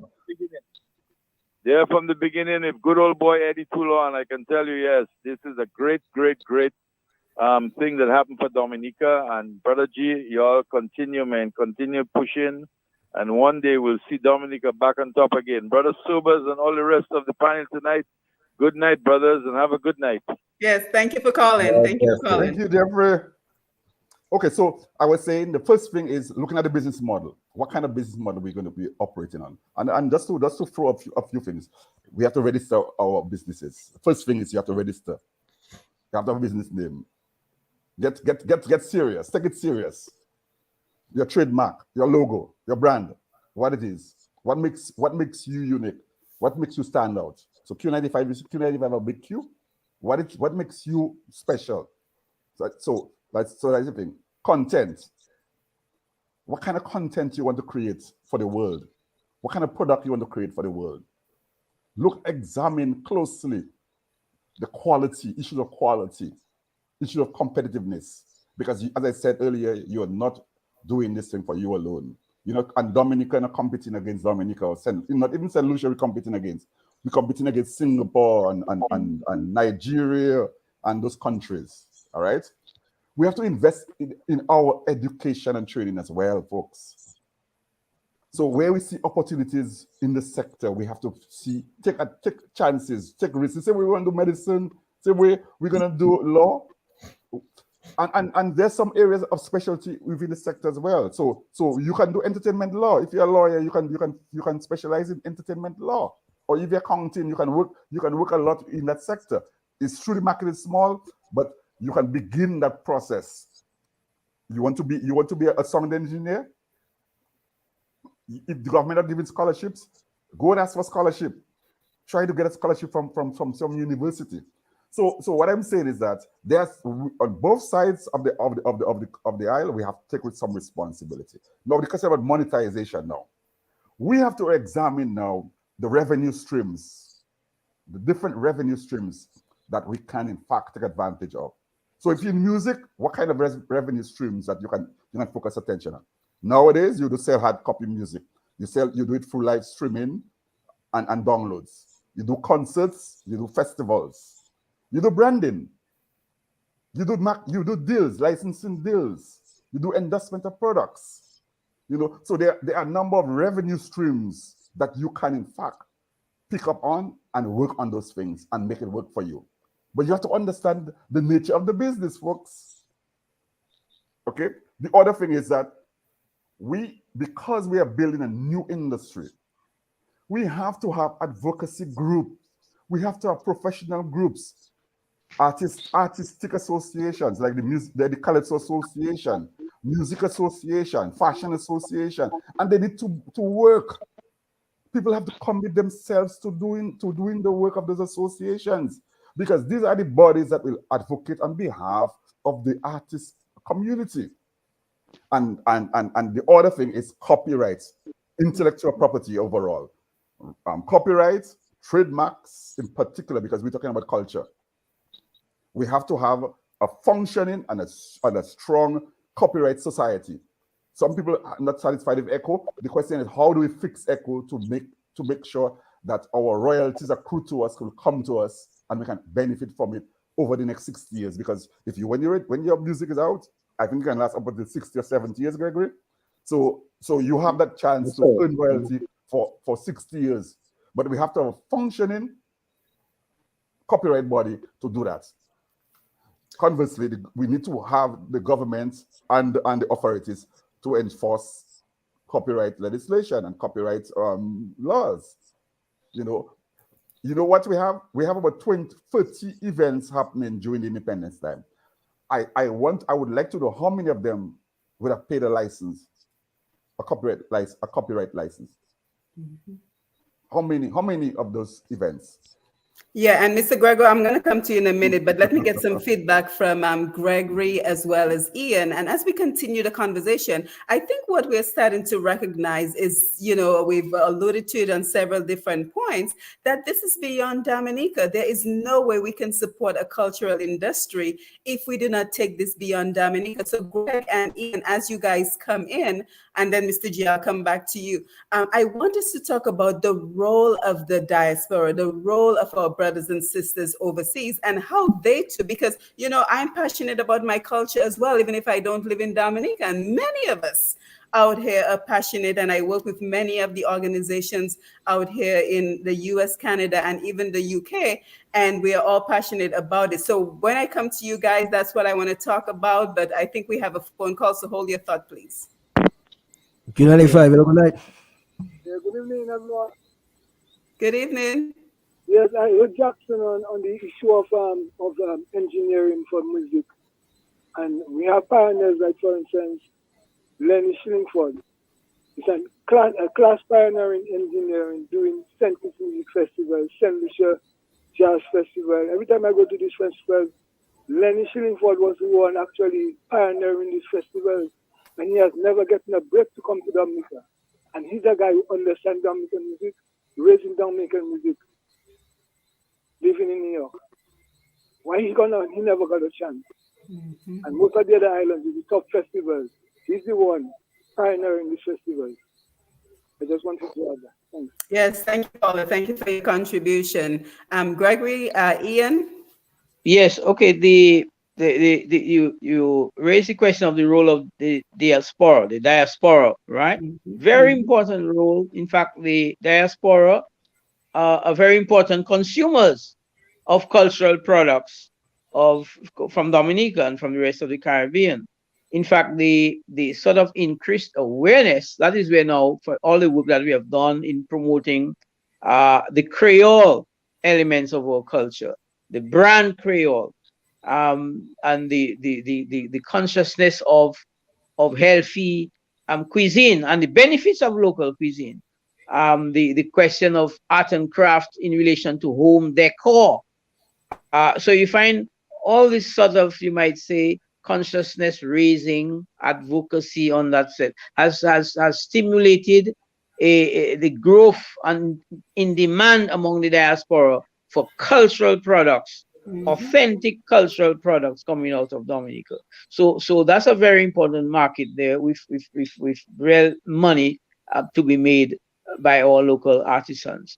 Secondly, the diaspora also, we might say, it's like a point of entry into the metropolitan markets.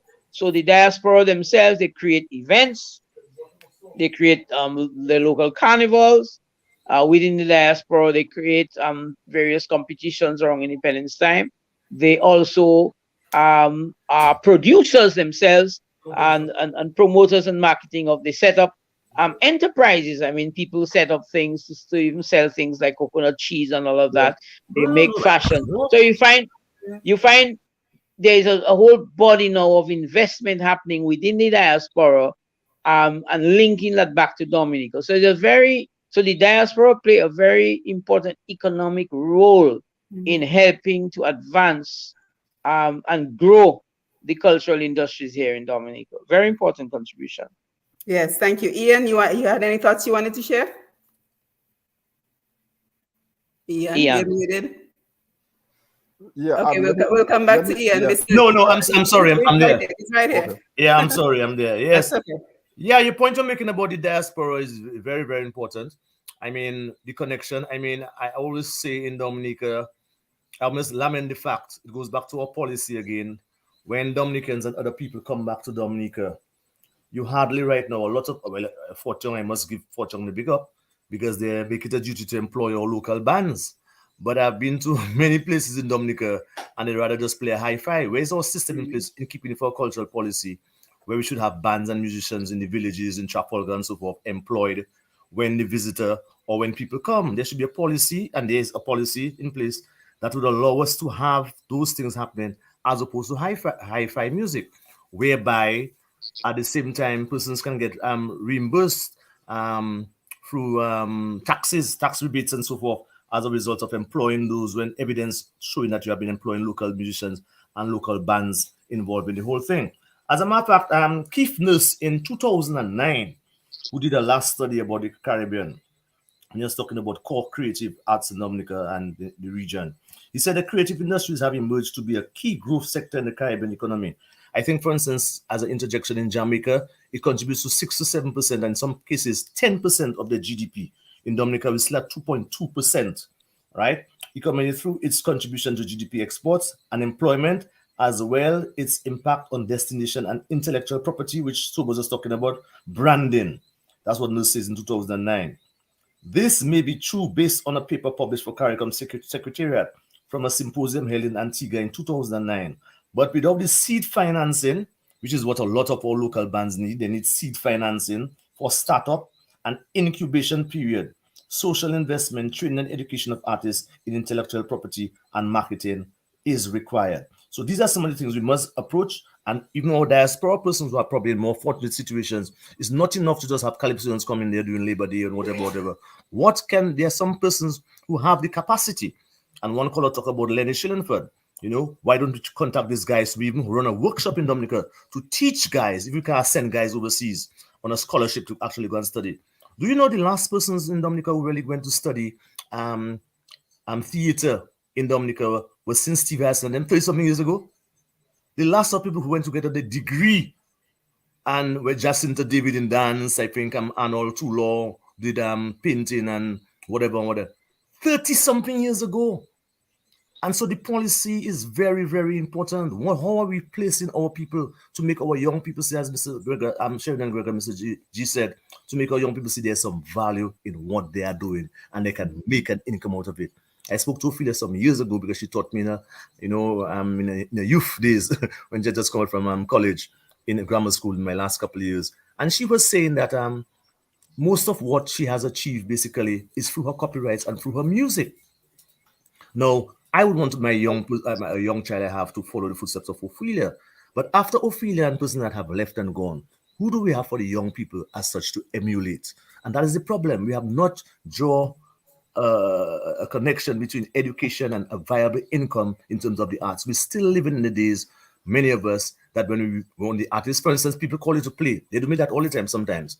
They say, Jackson, we have no little activity there, can you make our group Phase 5 is a fundraiser, Everybody's paid except the band because you're making a little contribution. They don't see band as something relevant. They want to have it there for the entertainer. They'll pay the caterer, they'll pay the venue, everything, but not the musician. So our mindset, education, I say, guys, is very, very important in terms of how we approach that to make our young people understand there's value with the talent they have. I have some young people at school right now. The other day I talked to a young boy. I mean, the boy's just natural. I give the guy a script, and if you hear Sobers, man, if you hear the guy recite some Shakespeare stuff, the man is a natural.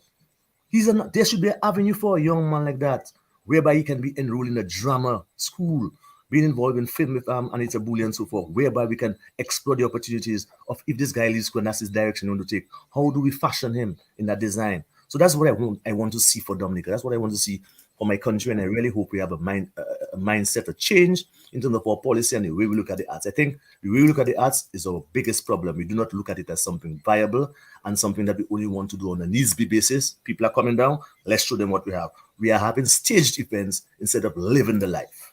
And Mr. G, before I come to you, let me just make a quick point, because that raises a very valid point that we have talked about before. You know, here we have the government giving all these scholarships to our young people, but is there a policy guiding this scholarship? So rather than continuing to give the scholarships for the same degrees, maybe we should expand it and give the scholarships to some of the areas that we are talking about right now, so we can start to build this cultural industry, which in my mind should have already been off and running, because we saw the emergence of our talents and our creativity from the 70s. And now we're still having this conversation in 2022. So I think we've lagged behind for way too long, and it's time to get the impetus to move this forward. So Mr. G, let me come to you for your comments. Yeah, what I would like to say is this, that if the topic is the business of culture, I like to focus on the business aspect of it. And you see, business is driven by data. So let's put out a number there for us. He said $1.3 trillion. That's enough to wake up a business person to see there's an opportunity. Sobers also mentioned a number of areas of business opportunities in the cultural industries. He mentioned music and entertainment. He mentioned fashion and design and so on and whatnot. I picked out three that stand out to me in terms of business opportunity relevant to us in Dominica, that you can really create something from that, because we have some talent here. I see music and entertainment. I see festivals and events. And I also see something that Gregory mentioned in the knowledge industries, the knowledge of all these plants and herbs and spices and all these nature products and so on. This knowledge thing there is very key, because we have it. We've had it for a long time. We have not built on it. That's part of the cultural industries. We need to build on it. You see, the research capabilities that we have, because Dominica is a natural place for that kind of research, whether in plants and herbs. And we have a lot of farmers and other people who have a lot of knowledge about herbs and spices and things. We need to build on that as part of that. But here's the thing. In order for us to make a mark on the world, if we choose music, for example, as one opportunity, music and festivals and events as an opportunity, and we can see, okay, here is the niche there, 1.3 billion, we're going to take a piece of that. So we have the budget and say, look, how do we get into that? We have to be internationally competitive. We can't do it each little group by its own. So if we say music and we create a Creole music world beat, for example, because you have all these genres that you're competing against, whether it's country music or R&B or whatever it is. Why don't we put the thing together, create a Creole music world beat that can compete with other world beats, and all our different groups, whether it's car dance or bouillon, they can fall under a world beat under that brand. We can take that to the world, because when we talked about, for example, a World Creole Music Festival World Tour, we should have our world beat, just like the Afro beat. These Africans are smart, I mean, they came up with a little music, a little beat, and a little dance. Everybody all over the world dancing that little beat there. People creating all kind of things. You remember what it was? Everybody just go on beaches, that little beat, everybody dancing, putting their own thing to it.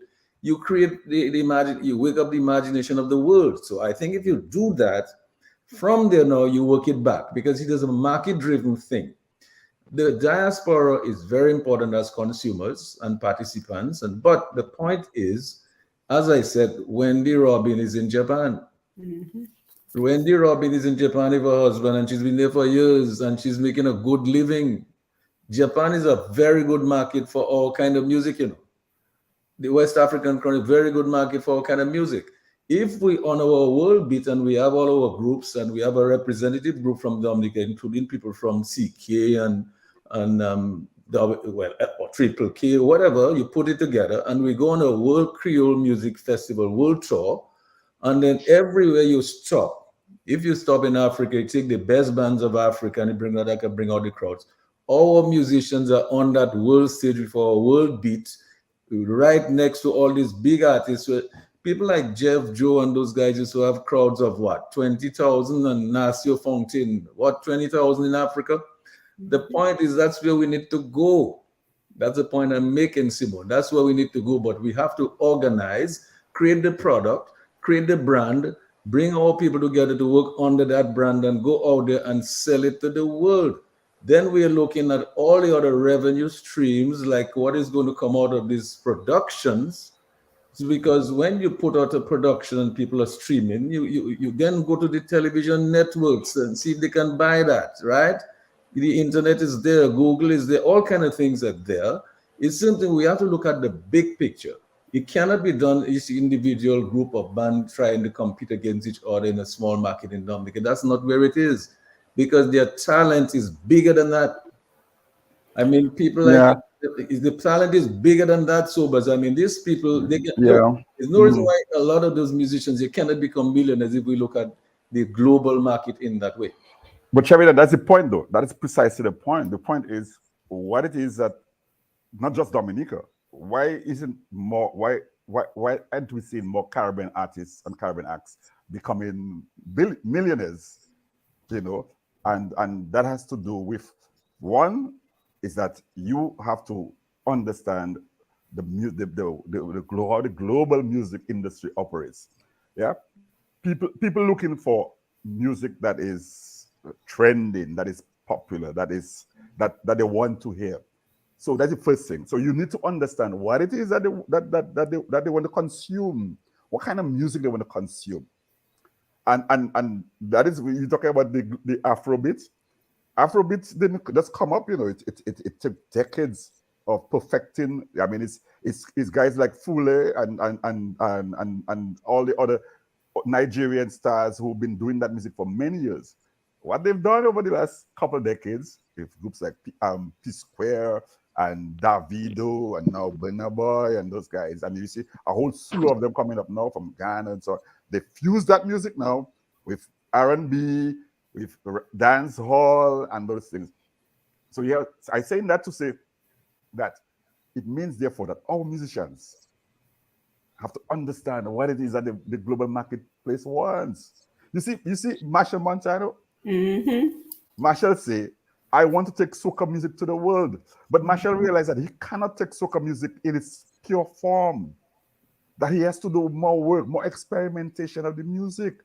So he has worked with all the big stars, Jacob de Barrier, he's worked with Burna Boy, Davido, he's worked with Sean Paul, everybody, and experimenting on it and doing things on it. We talk about incubation, we talk about experimentation. And so part of what I was saying is that the onus is also on the artists as well, folks, to recognize that they have to understand how this operates. So we talk about music in this particular case. So first of all, the content. What kind of content they were looking for? The second thing is the enterprise. You have to build enterprise. An artist is a business, you know. Michael Henderson and her husband, they have a business. And we need to see more of those things. Cornell and his wife is a business. We have to see that. The same way we have fashion designers. Simone, you were telling me about what is success stories. In St. Vincent, we have a number of young designers from St. Vincent. They are fashion houses that have established, and they have their stuff on at every major shows in St. Vincent and around in Barbados, in Martinique, and other places. They work on their designs. They go to school. They learn new techniques. That is what brings success. I have a friend in St. Vincent called Eric Horn. He has a company, and it's a promotion company. And all he does is he manages artists. He has built a music enterprise. The question is, how many of us in Dominica wants to go through that and to do that? Most bands in Dominica refuse to have a manager. Most artists in Dominica don't have a manager. We talk about Dominica music success, 50, 60 years. We never had, most of it, they never trusted nobody to manage. You can't build no industry like that, folks. All the big artists have managers. They have publicists. Yes. They have dietitian. They have fashion people. But you know, Sebas, let me chime in there though, because one of the things, you know, since I've been doing these programs, one of the things a lot of the artists says, you know, they're not making enough money to be able to hire a manager and a publicist. You know why? Because they hire the wrong people. You have to bring knowledgeable people into your business. Mr. Nassif will never put a novice to manage DCP. A department of DCP. He employed the best people. Beyonce will never bring anybody to manage a department in a business, or Jay-Z. They employ the best people, and they have their thing is a results thing, you know. This is a business that is result oriented, it's performance oriented. But in Barbados, in Trinidad, in Grenada, in St. Lucia, that is how they do it. In Antigua. Why can't we do it in Dominica? So, and then you talk about the diaspora. So one of the things we talk about diaspora as consumers, no, I think they're more than that. There are lots of skills that we're lacking in Dominica. We can identify some of the skills in the diaspora. So we talk about the Lenny Shillingfords of this world. So probably in some of the areas, we really need to identify people from the diaspora who can work with artists here. And they don't even have to be physically here, you know, now into this high-tech environment. They can stay wherever they are and do marketing for companies. I mean, how many of our bands have good marketers working for them? So all of these things we have to rethink. We have to rethink those things. So government has certain things to do, folks, but the artists have to build enterprises, and the artists have to also look at the business model. And the business model talks about who you engage and who. Before we close up, a point I want to make is for the World Creole Music Festival. One of the things I have been advocating for, folks, is that during the music festival, just prior to the World Creole Music Festival, we need to organize what I call a festival marketplace. A festival marketplace will ensure that we bring in international buyers of cultural goods and services, including music, entertainment, fashion, art and craft, or whatever, but mostly music. So we should have we can have a 2-day marketplace where we invite, you see, Sheridan, we used to bring in media from overseas. Now, because the festival is 27 years old and our artists not benefiting enough, how can we make sure that they benefit down the road? So we bring in people who buy in, who are looking for artists for concerts, for producing new music, for whatever it is. We can bring in buyers for fashion goods, for film, short films, and so on. During the 2 days before the festival, you bring them to Dominica and you fed them for 2 days. You give them a good time, and they will bring our artists to perform in Amsterdam, in wherever. That is one of the ideas I think that down the road we have to pursue. All major festivals around the world do a marketplace to bring buyers. Well, so it's not so much down the road, you know. That was part of the original plan, you know. But it's not happening now. Sometimes we say down the road. It's not happening as yet. If you go back and look at the original plan, of course, that was part. The whole question, Gregory, about the World Federation of Creole Cultures was to be that umbrella body that was going to look at all those aspects of the Creole thing. It was not just the music only. Remember, we thought about the cuisine, we thought about everything. That is why we were bringing in all this intellect. We hoping to develop this thing. If this thing had continued every year, you have the brainstorming. This World Federation of Creole Cultures, headquartered in Dominica, would have been a huge thing. And it would have, one of the things that we remember that we talked about, and I'm going to say this quickly because remember we talked about creating a permanent home for the festival, permanent facility, that way you could have enough people in there, maybe 10, 15, 20,000 people, fully covered, fully enclosed, with all your stages and your production rooms and your theaters and your music studios, because you need to have all of those things for your musicians to grow, right? Parking and so on. But again, we thought about having shops from different countries in the world, the Creole world, the African countries, the St. Lucia, all of the things that they make, the products they make, and obviously the Dominican products, you get a lot of exposure there. So when you have a major cruise ship coming in for a few thousand people, they could just go to that one stop, then they could get stuff, Creole stuff from St. Lucia, Grenada, or Africa, or wherever, right there in Dominica. All of that was a part of this deal. But here's the thing, Simone. If we want our musicians and artists to take this thing seriously, we have to put it into our schools, and they have to be integrated right from the elementary schools coming all the way up. That is a serious thing. Then they have to be able to see the thing manifest itself. They have to see some success stories. Our financial sector has to be made to respond to that, because they have to see the opportunity. When a banker sees there's a $1.3 trillion available there, that's a market. Somebody has to be able to go in and sit with them and say, look, there are opportunities if we organize the market in this way. But we need, as we said, a regime of incentives, not just the fiscal and so on, but the financing mechanisms. You cannot have financing of the music sector the same way you have for manufacturing, where people have a major facility that you can hold as collateral. It cannot be done. You have to have a special regime of incentives, including financing for that. The terms and conditions have to be different. So I think we have an opportunity. We need to go back now to the drawing board. What I want to remind you, Sobers, at the time we did this at the NDC, if we did not have a group of people who were like-minded about the culture, about cultural industries, it may not have happened, because our reaction to whoever came and say, oh, forget about that, that's a waste of time. Let's focus on tourism, let's focus on manufacturing and so on. So it's important to find the right people who are the entrepreneurs who are going to want to take that on. Now, here's what I would say is this.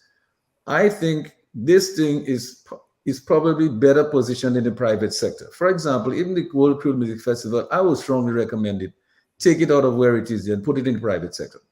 Let the serious entrepreneurs invest money in this thing, because they can make money out of it, not just from gate receipts, but from. Have you done the numbers, Sheridan? Have you done the maths? I mean, I disagree with you entirely. I know, but I have done my pass on that. And I disagree with you tonight on that. That's okay. Hold on. These events. Hold on, Sobers. Hold on. Let me just finish. Yeah. It's okay to disagree with me, but I've been in business for a long while. I can see an opportunity. So you see, you can disagree with me from an academic standpoint, from a business experience standpoint. I can see the opportunity, right, and I can give you my numbers on that. Yeah. You understand me? Yeah. Because as you know, when we started the festival, it was always intended to be a loss leader, where the economic impact was what was the important consideration. At the beginning. And in this festival, only in the beginning. The investment ratio, 9-1. It is probably one of the highest in the region. All of these festivals in the Caribbean that have been successful, including in Jamaica, they are state financed or state funded. What they have, in some instances, they have private sector participation, but they're not fully private sector led. Because the cost of doing this festival and the size of our markets is too limited. Well, you see, this is the problem. We can have a discussion on that another time. Yes, absolutely. Yes. That is the problem. We look at, depend on which market you're looking at. You see, it depends on your approach to marketing. If you see the Caribbean as your market, that's a totally different thing. Totally different story. That is the worst mistake you can make, to see Dominica or the Caribbean as your market. The global market is much, much bigger than that. Mm-hmm. So it really depends on the perspective that you're taking. You have to bring people to Dominica. People can't even come to Dominica. No, but you have to take it to the world tour. I told you about the world tour. World tour. You're taking it to the world. That's the point I'm making. That is not an enterprise that's going to garner success overall. I mean, overnight. But remember, you know, if you create a good world beat, why is it that country music? But what is that world beat about, though? I mean, we're gonna have to explore that another time. Well, yes. I think those are topics we can certainly explore another time. Yes, it's a complex. Because I can see the validity in both approaches.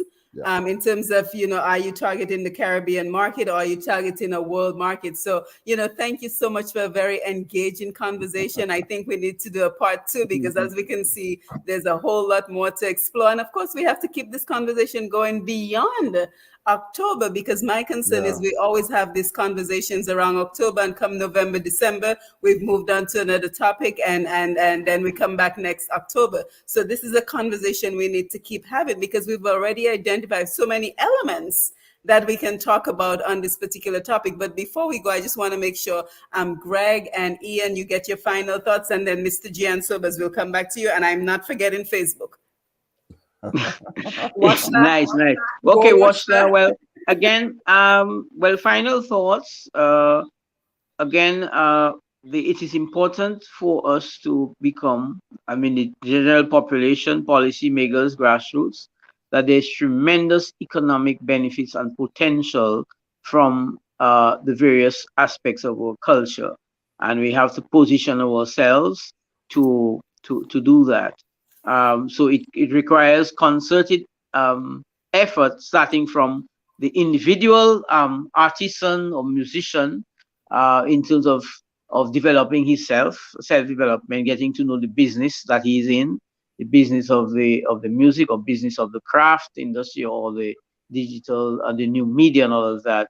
And of course, the input of all the other stakeholders at the or give them their particular expertise or where they sit, that they can bring into the table to push that. So it requires a concerted effort, a concerted national effort with all the key stakeholders going forward, and an increased awareness of the enormous economic potential of our culture, and really taking the, you might say, I don't want to say the correct, but taking strategic decisions, because sometimes one thing is correct in one given moment, and it may not be a work or not be in another situation. So it's all about context. So so this would be my final thoughts on that.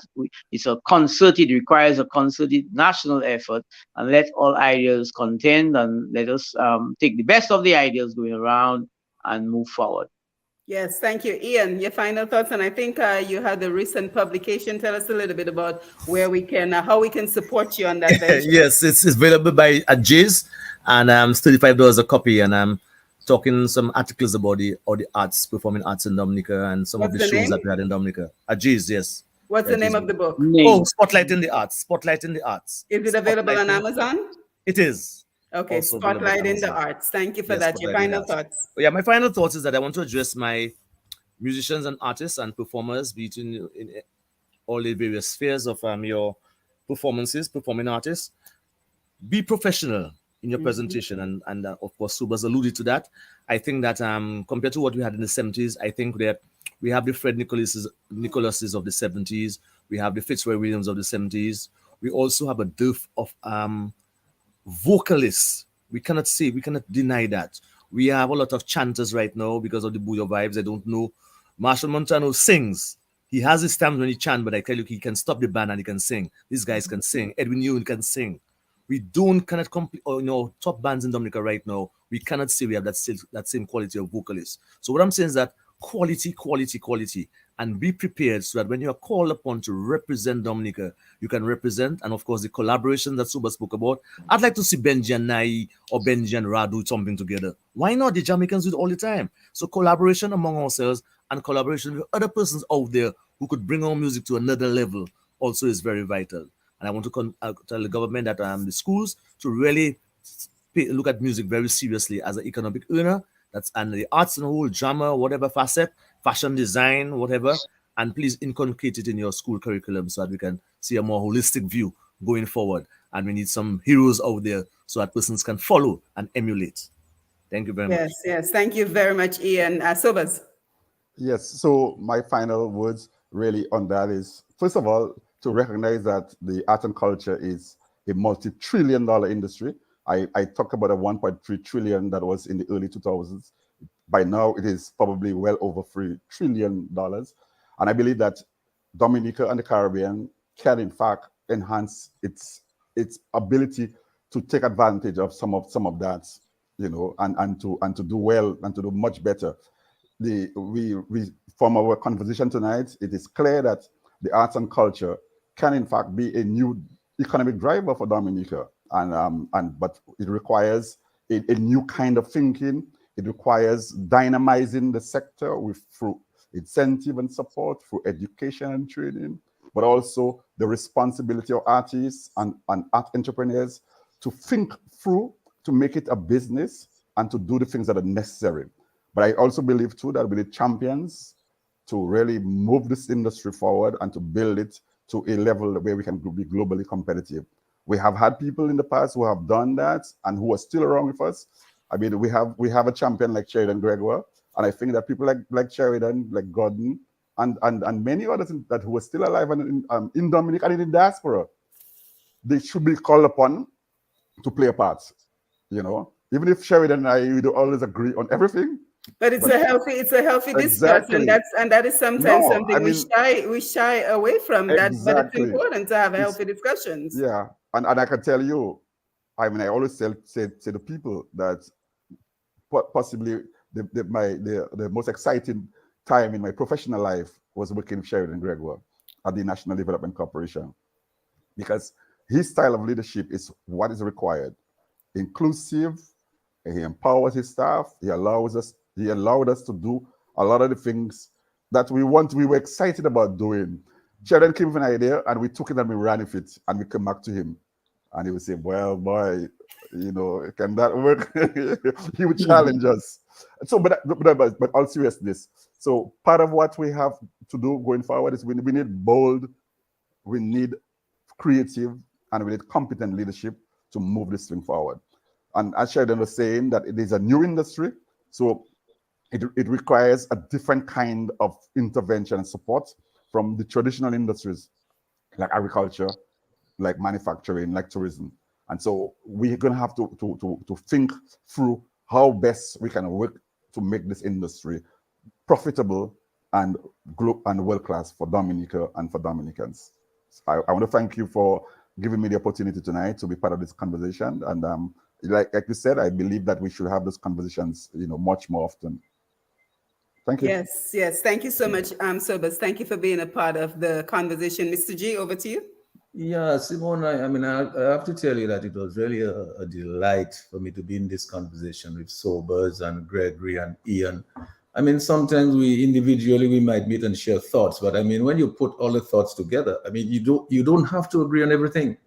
I mean, and I'll tell you, everybody who knows me, my style is that you don't have to always agree with me, and I don't have, but we come up with something in the end that is workable, the best solution. My view is that you need to include the best people in this thing. I do not think where it is now, you're going to get the best people involved. It's really unacceptable that, you know, look at the people who started this thing, right? They have an interest. Even I remember when we started this thing, Sobers, and because I worked with Leroy Waddix for so long, you know, since when he had Wadikoli and so on, I had cemetery restaurants and so on. I know what this man's commitment is to the music. You know, this guy's really kept the music alive, right? And he still is working, keeping the music alive today. There's no way I could leave somebody like that out of what we're doing now. You understand what I mean? Yes, people like you, people like Gregory and so on, all the different people that you must include. You cannot exclude the people who really have the enthusiasm for those things. I would put this thing in the private. It doesn't mean government can still have an interest, but I would position it in the private sector. That's my view. Get your best people, your best skills, your most enterprising people who are willing to invest in it. Let them go sit with the bank, the financial institutions, and work out some of this financial institutions, understand the potential, prepare all your projections, all the logistics, everything. Make a real business plan of it, show them where, well, as Super says, it's a $3 trillion industry. Show them where, and it cannot be based on a Dominica market. It has to be a world market, and you have to create a product. And I mentioned a world beat. So, as one of these, we'll discuss that in more detail. The music, I see the music as the best opportunity in all those industries there. The music component and the festivals, I see that as the most lucrative opportunity. And I think you have to create a world beat, just the same way that you have a country music. And you see what's going on with Jamaicans now? Fusions with country music. Exactly. Yes. People like Lionel Richie, you're on the stage in country music shows all over the place in Nashville and whatnot. So you do this and you create the brand, And you go out there and you compete, and you have to have the professionals with you, sobers, that are going to go all to the network, just like we did with Gordon when he worked with all the television networks and so on. You have to have professionals, people like Jay-Z and them are doing it with Beyonce. Work with them so you can get all the television rights and all it. So when you're streaming, all of that comes back and the networks play it and you get revenue from it all the time on a continuing basis. To me, you have to take a global view of this, but I would put it out there where it is not restricted to what a politician wants or some other person who has somebody who's on a committee says, okay, well, we're not doing that. That person has clout, so it doesn't happen. You have to put it in the hands of a group who's competent, who's dedicated to the business, making one of the goals would be my goals would be to make our musicians millionaires. They have to feel a vested interest and they have to see the potential of becoming a million anything. You'd be surprised how everybody, if you make them understand what it is. So Simone, thank you for this. I mean, it's really enlightening and I appreciate the conversation. I always think about this because I can see so much potential in the cultural industries. We have to open our minds, think outside of the box because there's a lot of people. I mean, if this man can become a 1-point-something billionaire, what's his name? This young man. West. Yeah. Putting blows on the Jews. Yeah. His name is Ye. The man named not Kanye West. It's Ye. Whatever his name is. The man, he went into a Jewish place, say he wanted to sell sketches, he wanted to sell his shoes, and you don't realize it's 2 Jews that own the place. And he let police escort him out of the place. But the point is, if this man can become a billionaire, why is it that Benji or Cornell or Carlin XP or Mika, why can't they become millionaires sobers? So we have to open our minds, Dr. Simone. Yes, thank you very much for this. Yes, so we have a lot of work to do, but I think, as always, I always say this is our opportunity to tap into our human resources and reverse the brain drain that we've been experiencing in Dominica and the Caribbean. So I want to thank the panel. Thank you so much for your valuable contribution. Of course, the listeners on Q95, our viewers on Facebook Live. And yes, I promise I would take the comments. Ruby Man Daru says, big up. My mom says, I love your Creole wear. Thank you, Marcen House, for providing the Creole wear. So thank you for that. Veronica Pascal, interest and commitment is key. Let's just take a couple of comments before we leave. Hermelina Watson, to get anything to work, they need constant. That's what's lacking in Dominica. People like Midnight Groovers should be on the world stage today. Calypso once a year is not gonna work. Marshall, interesting discussion. Good evening. Basi Tuse, my friend, that's such a great point, Ian. Invest in the areas that will elevate the art form. Norrin Frederick, great to see you. Jahin Perez, someone said that DA needs an interministerial tourism, trade, finance, national cultural policy. Jeffrey Brisbane, great to see you. Great program, festivals, love of my life was involved for a long time. Sherwin Norris, nice to see you. Let's see comments from somebody else. Alvin Rihanna from Barbados is a millionaire. So true. Nixie, thank you for being here. And Alvin says, Simone, very good discussion. However, I will submit all that requires 1, political will, leadership, and commitment from the top, 2, buy-in from the artists, as Sobers has indicated, and collaboration at the international level. So all very good points. So I hope our panel will join us again for another great discussion on this topic, because as we can see, there are so many elements that we need to explore. So I hope you, our audience, will join us again in 2 weeks. Our next program will be on November 9th, and we will have another engaging conversation as we continue to look at how the world around us is changing and evolving, and we look at the challenges and, most importantly, the opportunities, especially the financial opportunities to move our beloved Dominica forward, our people at home and abroad forward. So again, thank you for being here. I am Simone Mathieu, and you've been listening and watching Roots Connections on Q right here on Q95, the big station. Don't forget to jump on Q95DA.com for all the best in programming. And of course, if you want to stay apprised of everything great that Dominicans are doing around the world, including how we in the diaspora are celebrating our independence, you certainly want to check out pushpast10.com, pushpast10.com, because I found that all the coverage of the independence celebrations were limited to Dominica. So I decided that we were going to live stream the events from outside of Dominica. So if you want to see how we're celebrating, you can catch us on Facebook as well as pushpast10.com. So again, thank you for being here. It's always a pleasure being with you. And with that, we say good evening. Guys, you can say good night as we wind on the program. DJ Shan, as always, thank you for being here. Showing, thank you for keeping us connected. Have a good night, everyone. Sheridan, are you going Good to be night. on the free nights? Are you coming to the free nights of Paul City Rhythms? Very likely.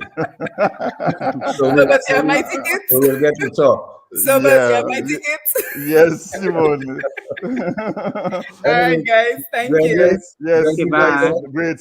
Folks, have a great independence celebration. All right. Yes. Take care, guys. All right. Okay. Sean, Bye now. Good night, everybody. Bye-bye. Okay. Thank you, Ian. Bye. Yes. Bye-bye. All right, Bye. Ian, take care.